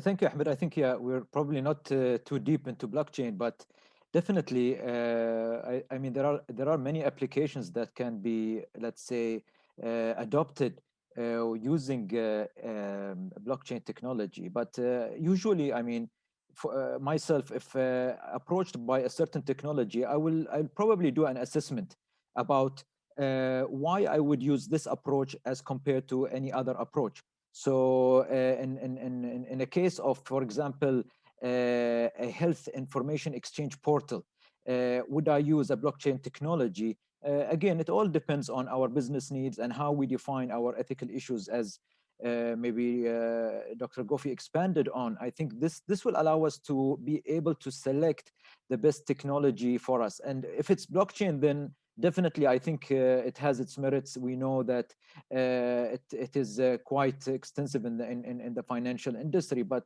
again, in the healthcare industry, it's also extensively used. I'm not saying extensively, but it's widely used in different applications, such as the supply chain of drugs, health information exchange. So there are applications, but personally, usually I would always assess my needs, and then I would select that technology if it's the most appropriate one for me. Thank you very much, Khalid. Before I close, I have one common question. I'll start with Dr. Ilham. The common question is more into motivational or inspirational for others. Now, we are in mid of 2021.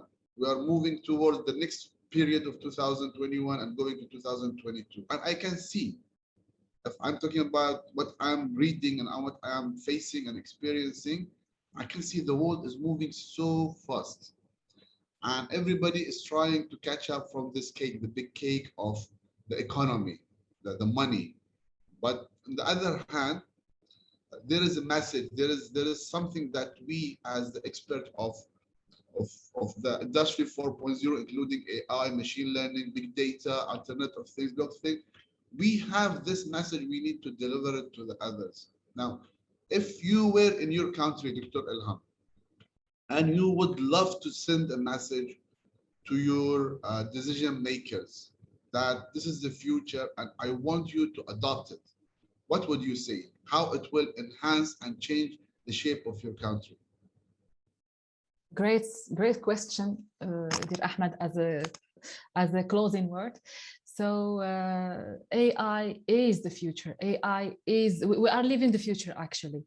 AI is everywhere. And data, when we're talking about AI, we cannot talk about AI without talking about data. And we're now facing big data now, where we're at the emergence of data. We have data everywhere. So the world is constantly changing, and we are creating data every single day. So as a last word to experts in Morocco and in general, so to experts, to AI experts, to marketers, to experts in general. So AI is a tool that we need to use properly. If we don't, so the outcome that we are attending and we want to have at last, so we cannot achieve our goal if AI is not properly used.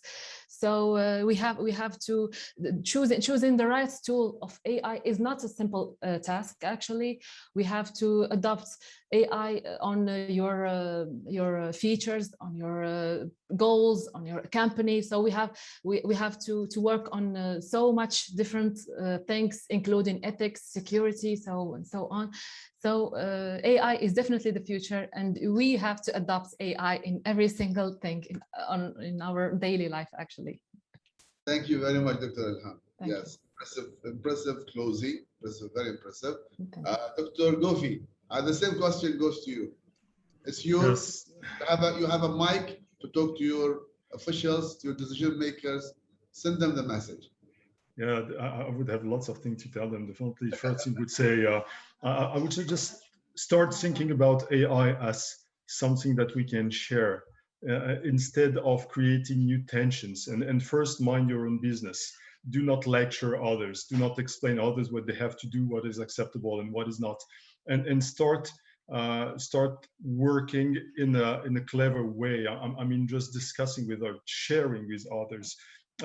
You were saying that AI is a huge thing, and definitely we all have some place into this race for competition. We're all looking for money. That's okay, and this is also something that I would say to the French government to just first assume the fact that you are looking for money. Like any other actor, like any other stakeholders, you are trying to have your lion's share of that. Do not hide behind the veil of ethics and this kind of things, right? That would be something really beneficial for all of us. So I would say, start listening, stop minding business of others, and just assume the stance of the European Union and France, which is there is money to be made from AI. We want part of this money. And I think that working together, we would be stronger because once again, one can work on the agricultural side, one can work in the health industry, other can work in the defense industry. So there is room. You don't have to compete. You don't have to fight against each other, right? You can race just side by side, and I feel like we will all get something from that. Yeah, thank you very much. Impressive. Yes, I do agree with you 100%. Sheikh Khaled, mic is yours. Thank you. My message is simple. Where are you in the journey of AI? I think this is a journey that everyone, every company, every country, every organization will take. The idea is that you have to identify where you are in that journey. You have to know what's your strategy to approach AI, and how you want to adopt it, how you will be able to upgrade the skills, how will you deal with the outcomes of adopting AI, as we read and about job loss, and we know that these are things that are expected, but these are all challenges that we can deal with if we properly know where we are exactly and how we are going to deal with AI. Yeah. Thank you very much, Sheikh Khalid. Yes, and I would love to say something as well about this. I'm a big believer in the future sciences, and I do focus even on my organization to work on not only AI, the Industry 4.0 technologies. And why I think about this a lot, because I can see that we have a great generation that are coming on. You know, we call them the alpha generation, who born in 2010. These kids, I mean, I have one of them. My son, the youngest kid, he is born in 2010. And I can see how he is passionate to the technologies. And not because I am a technologist, because he is living in it. He is living in the technology. And he is enforced to use it. Now, if he has to use it and he wants to become an accountant or an engineer or a decorator, why he do not use technology with his specialties that he is studying? Why he cannot become a civil engineer who can draw buildings using 3D technologies? Why the doctor, he cannot do the operations through machines, through robots? Why the CEOs cannot go to his office and press a click where the AI can give him a predictive analytic reports where he can take a decision? This is my message to my place, to my countries, to the world, that this is the future. You have to go there. Otherwise, you will be sitting as I'm sitting here, and you will see people passing you so fast, and you'll just regret it at later stage that why I did not follow them. Thank you very much, everyone. Dr. Ilham, Dr. Emmanuel, Sheikh Khalid, for being with us over here. It was a pleasure for me to be the moderator in this session, and I hope in the future you can join me in other shows. And BTX Road Show is one of the greatest shows to spread the message that artificial intelligence and Industry 4.0 is the future of the human. Thank you very much. Aaron, the mic is back to you. Thank you very much, Ahmed Saleh Al-Balushi, and what a great discussion by the AI expert panel. I found some very interesting use cases on healthcare, marketing, ethics, a diversion from historical data, rear view mirror analogy, and so on. I really hope this was educative for all the attendees. So thank you once again, Ahmed Saleh Al-Balushi, Dr. Haji, and the respective panel members. Thank you. Thank you, Arun, for your appreciation. At least you did it. Thank you very much. Yeah, good evening, everyone. So I would now like to call Mohammed Abu Ghalian, a system engineer at Aruba, to make his presentation on Edge Services Platform. Over to you, Mohammed Abu Ghalian. Assalamu alaikum. My name is Mohammed Abu Ghalian. I am the Aruba system engineer based on the western region of Saudi Arabia. Today, I want to talk to you about the Aruba Edge Services Platform and how Aruba ESP network architecture can help your business capitalize on converting edge-generated data into new business outcomes. In this presentation, I will identify the critical consideration you should think about and the steps you can take to deploy a network that will help you achieve greater operational efficiency and help your users and customers to get better experience and your network teams to achieve a greater work-life balance. Today's networks continue to be bounded by a human scale, and there are many challenges that we face.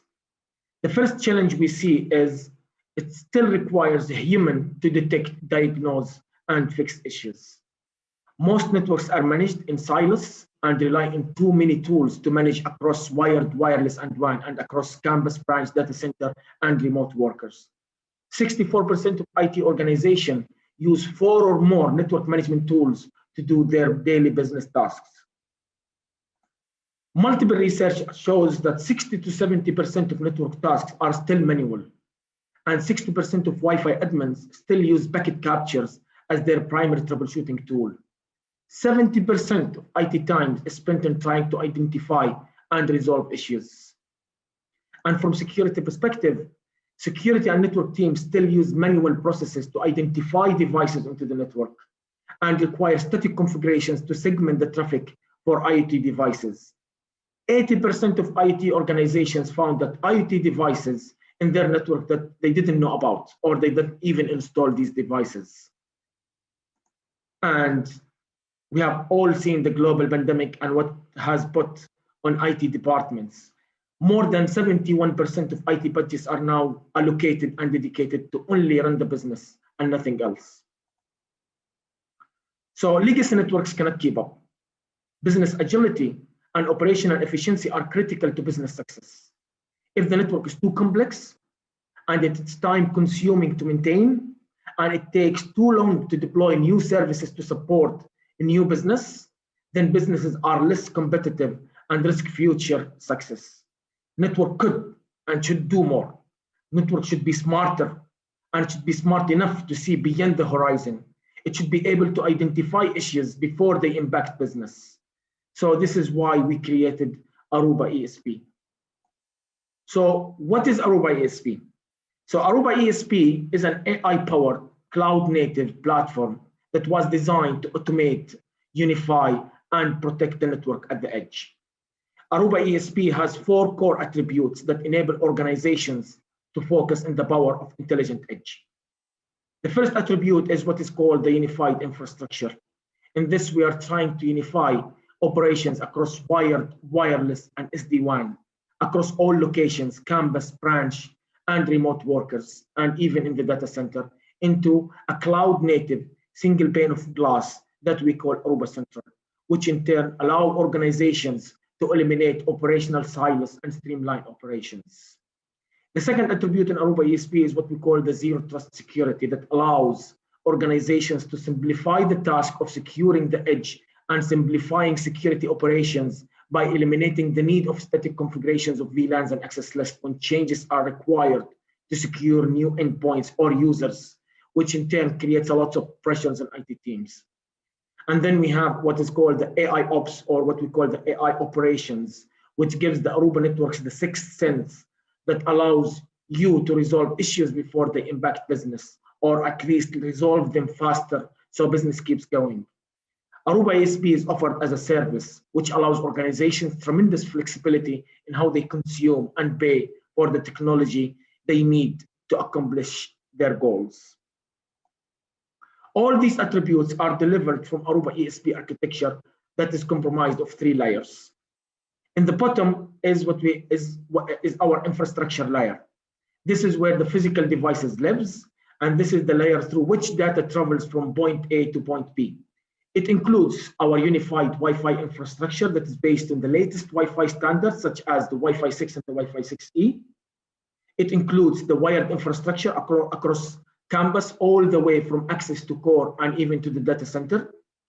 It includes our WAN and our SD-WAN infrastructure solutions that connects different branches to the HQ in a high-performing, secure manner. It includes the solutions for 5G to Wi-Fi seamless roaming. And finally, it includes our IoT gateways platform that makes the communication infrastructure for many IoT devices. Then we have the middle layer, that is the software-defined policy layer. In this layer, we have many of the Aruba ESP security services operates to provide traffic segmentation, firewalling, and UTM functionality in our SD-WAN portfolio as an example. The top layer is the layer from which the organization derives the most value from Aruba ESP, because this is where many of the services used to interact with the platform. Services such as management, orchestration, analytics, locationing, onboarding, provisioning lives and are exposed to the users and to the administrator users via Aruba Central, which is our cloud native single pane of glass. With this architecture and through the Aruba Central, organizations can configure, manage, report, and troubleshoot across all network domains, including wired, wired, wireless, SD-WAN, and locations, including campus, branch, data center, and even remote workers. Most organizations will deploy ESP in phases, which is why we created a simple 3-step framework that starts with the connect and then protects what is connected and then analyze and act based upon what is on the network.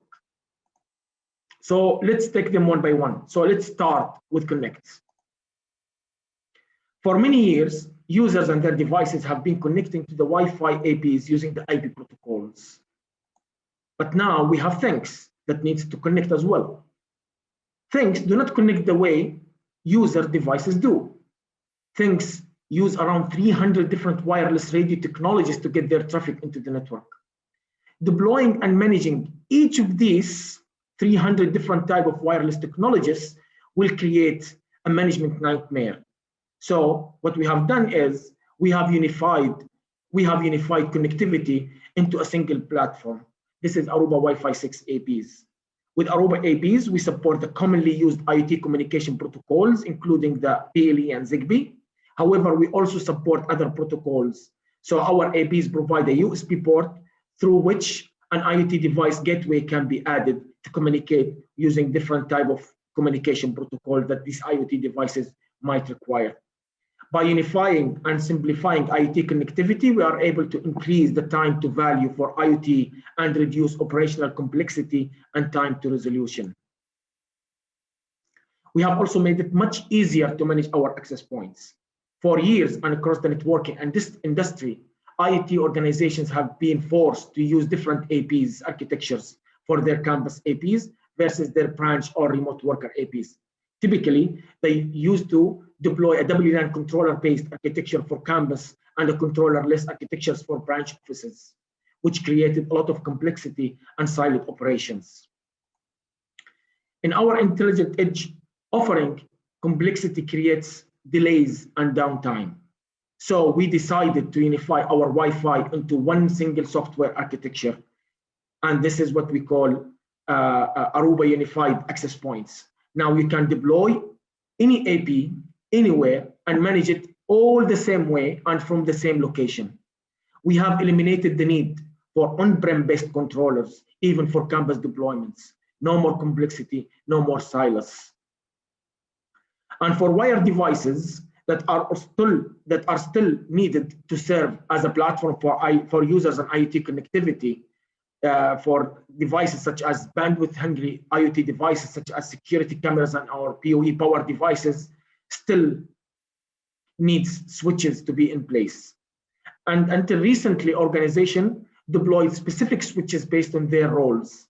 So you have deployed an access switches or aggregation switches in wire closet, in data center, and so on.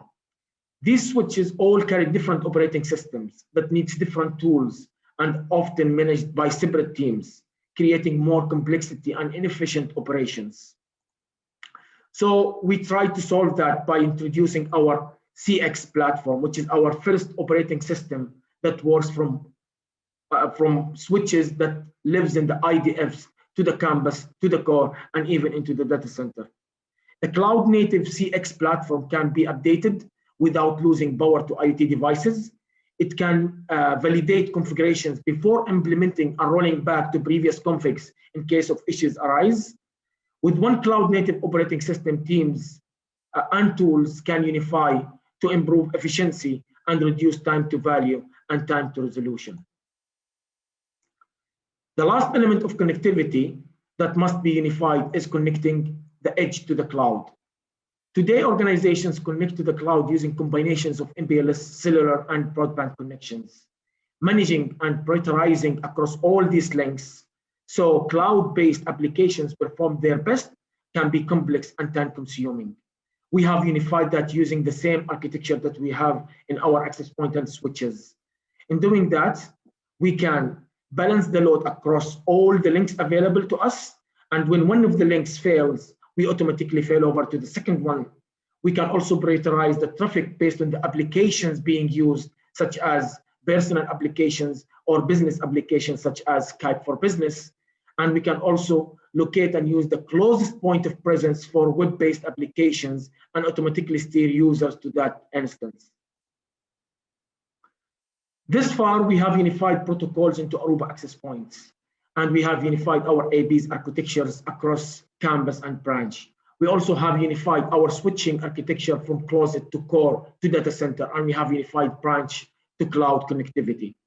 But to really streamline your operation, eliminate the siloed management, different tool sets and complex operation processes, you still need to unify across all these network domains. To do that, you need the cloud. And here we have our easy to use single pane of glass called Aruba Central that manages all of our unified infrastructure. Unifying operation in the cloud allows you to eliminate siloed operations, access to new as a service and on-demand consumption models, benefit from increased resiliency since the service availability is owned, maintained, and delivered by Aruba. Most recently, we have begun moving control and management services from infrastructure into the cloud. For years, the bulk of features were tied to infrastructure. This made it difficult to provide enhancements at the pace you need today. By moving these services to the cloud, we can increase feature velocity, allowing you to adapt to changing business needs and requirements more rapidly. Eliminate the need for on-prem WLAN controllers, even in large-scale environments. Now, we provided the connectivity infrastructure for the users and the IoT devices. Let's look at how we can protect our network. Network access control starts with answering the critical questions of visibility. What's in your network? Our ClearPass platform provides device discovery and profiling because you cannot protect what you cannot see. After determining what's in the network, then ClearPass provides the authentication. No matter what connection method is used, ClearPass authenticates the users or device identity against a wide variety of identity sources such as Active Directory. This is an important ClearPass advantage and differentiator. It means that the IT and security teams can define roles and policies for users and devices once and have them applied across all types of connections as needed based on user or user group, device type, device owner, time of access, and location of access, and many other attributes that we can use to derive what policy, what role should be applied in every device coming from all these different types of connections. ClearPass authorization assigning the roles and the access privileges that continue to follow a user or device, regardless from where that user or device is connected. So if the user connects to the wired, he gets the same role. If he moves to the wireless, he gets the same exact role. And if he comes from the VPN, the same role still apply to that user. So we tie the policy to the user or to the device. And just to put you in the picture, so this is completely configurable and you can control that. With a rich policy engine that establishes accurate access privilege, ClearPass controls what users and what devices can access what resources. ClearPass functions seamlessly across wired, wireless, and wireless networks and remote access. Plus, ClearPass does this in multi-vendor environments, integrating with either Aruba infrastructure or even non-Aruba infrastructure. Finally, ClearPass leverages its position as a gatekeeper to the network by providing enforcement in the event that the user or the device changes its security status or is found participating in an attack. As a result, ClearPass can enable automated attack response. Once your device has been recognized and authenticated, you need to authorize the resources to which it has access and then control that access. Today, most organizations do this using static configurations such as VLANs, subnets, and then they tie access lists onto these VLANs. Just think about what is going on to maintain these configurations over time, over every device and across all your sites. That's going to be a maintenance and troubleshooting nightmare that will delay time to value and consume more and more of your valuable time. So you need to look for solutions that eliminate this complexity while maintaining the highest security levels needed. Luckily, we have solved that problem. So we solved it by a feature that is built inside our infrastructure. We call it dynamic segmentation. And it has the ability to virtually eliminate the need for static configurations access less than VLANs while still delivering the highest protections levels needed. Dynamic segmentations simplifies the segmentation of traffic by understanding the device and their roles, storing that information in a centralized network access control solution that is called the ClearPass. These centralized policies are then enforced across the entire network using a policy enforcement firewall to ensure that each device traffic only goes to the resources assigned. So what benefits can we get from the dynamic segmentations? So we can make sure that consistent policy for wired and wireless is applied, eliminate static configurations, and improve the protection level. While connect and protect are very important steps to complete in this journey, analyze and act is the most exciting and has the most potential for impact. In order to reliably convert edge data into new business outcomes, your network needs to perform all day, every day. Aruba AI Ops, or what we call the AI operations, starts with our AI-powered portfolio. So we have what is called the AI Assist, which uses an event-driven automation to automatically collect diagnostic information, alert admins, and in some cases, alert Aruba TAC. So imagine the time you spend with TAC, usually to open a ticket and collect the required logs and information and wait for the analysis in order to solve the issue. And then you might get another call from TAC that they provided information and logs in order to analyze that issue is not the correct logs they need. It will take a lot of time. So what we do with the AI Assist, issues are automatically identified, related data and logs are automatically generated, admins will be alerted of the issue, and it will give them the option to directly open a case with Aruba TAC from the same management portal, which is Aruba Central. And then it's just a matter of just say, open the ticket, this is the issue, and these are the logs that were generated automatically by the system in order to analyze and troubleshoot that issue. And all of this done from the same management platform. So you don't need to go and open tickets by phones or emails or even to access different portals. It's all accessible from the same management portal. And even TAC, when they respond to the issue, you will get the response and their recommendations in the same management portal.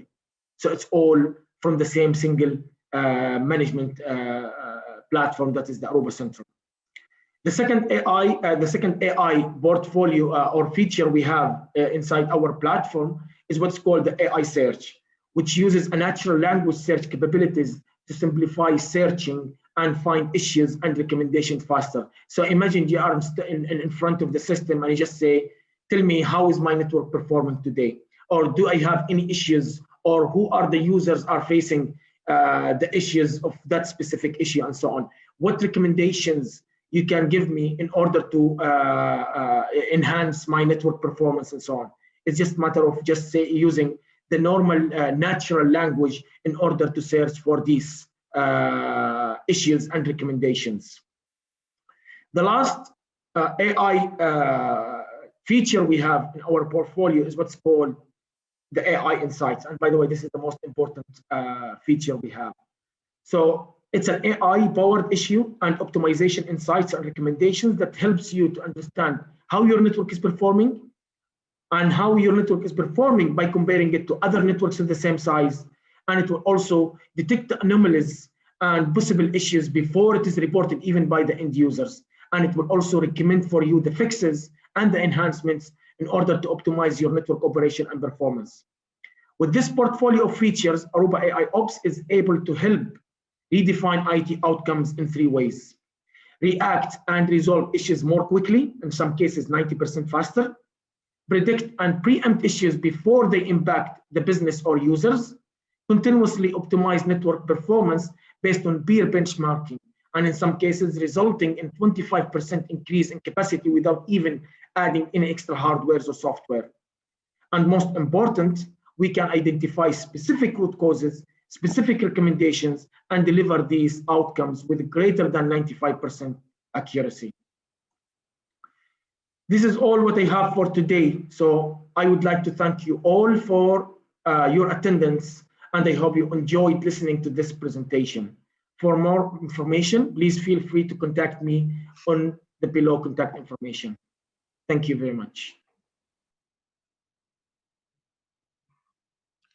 Thank you, Mohammed Abu Ghalian, for your presentation and the deep dive into solutions and architecture for the edge of the network and the role of the cloud. Very interesting indeed.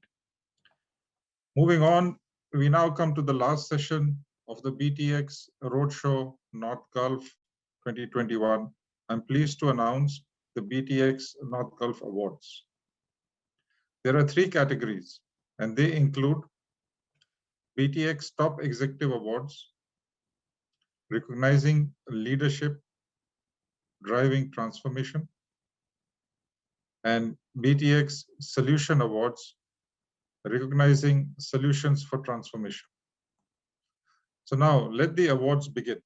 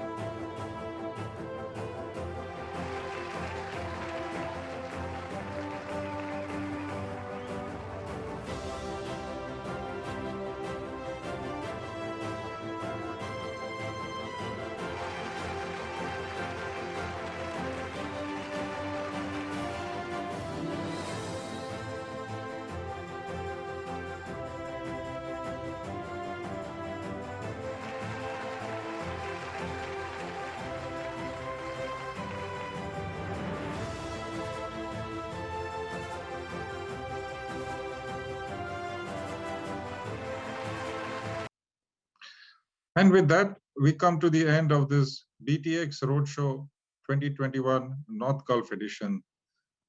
On behalf of Global GEC Media Group and Global CIO Forum, and title sponsor partners Aruba, HPE, as well as Pure Storage, Finesse, Veritas, Silver Peak, Archon, International Group of Artificial Intelligence, IGOAI, and Global CISO Forum, the speakers and the panelists here.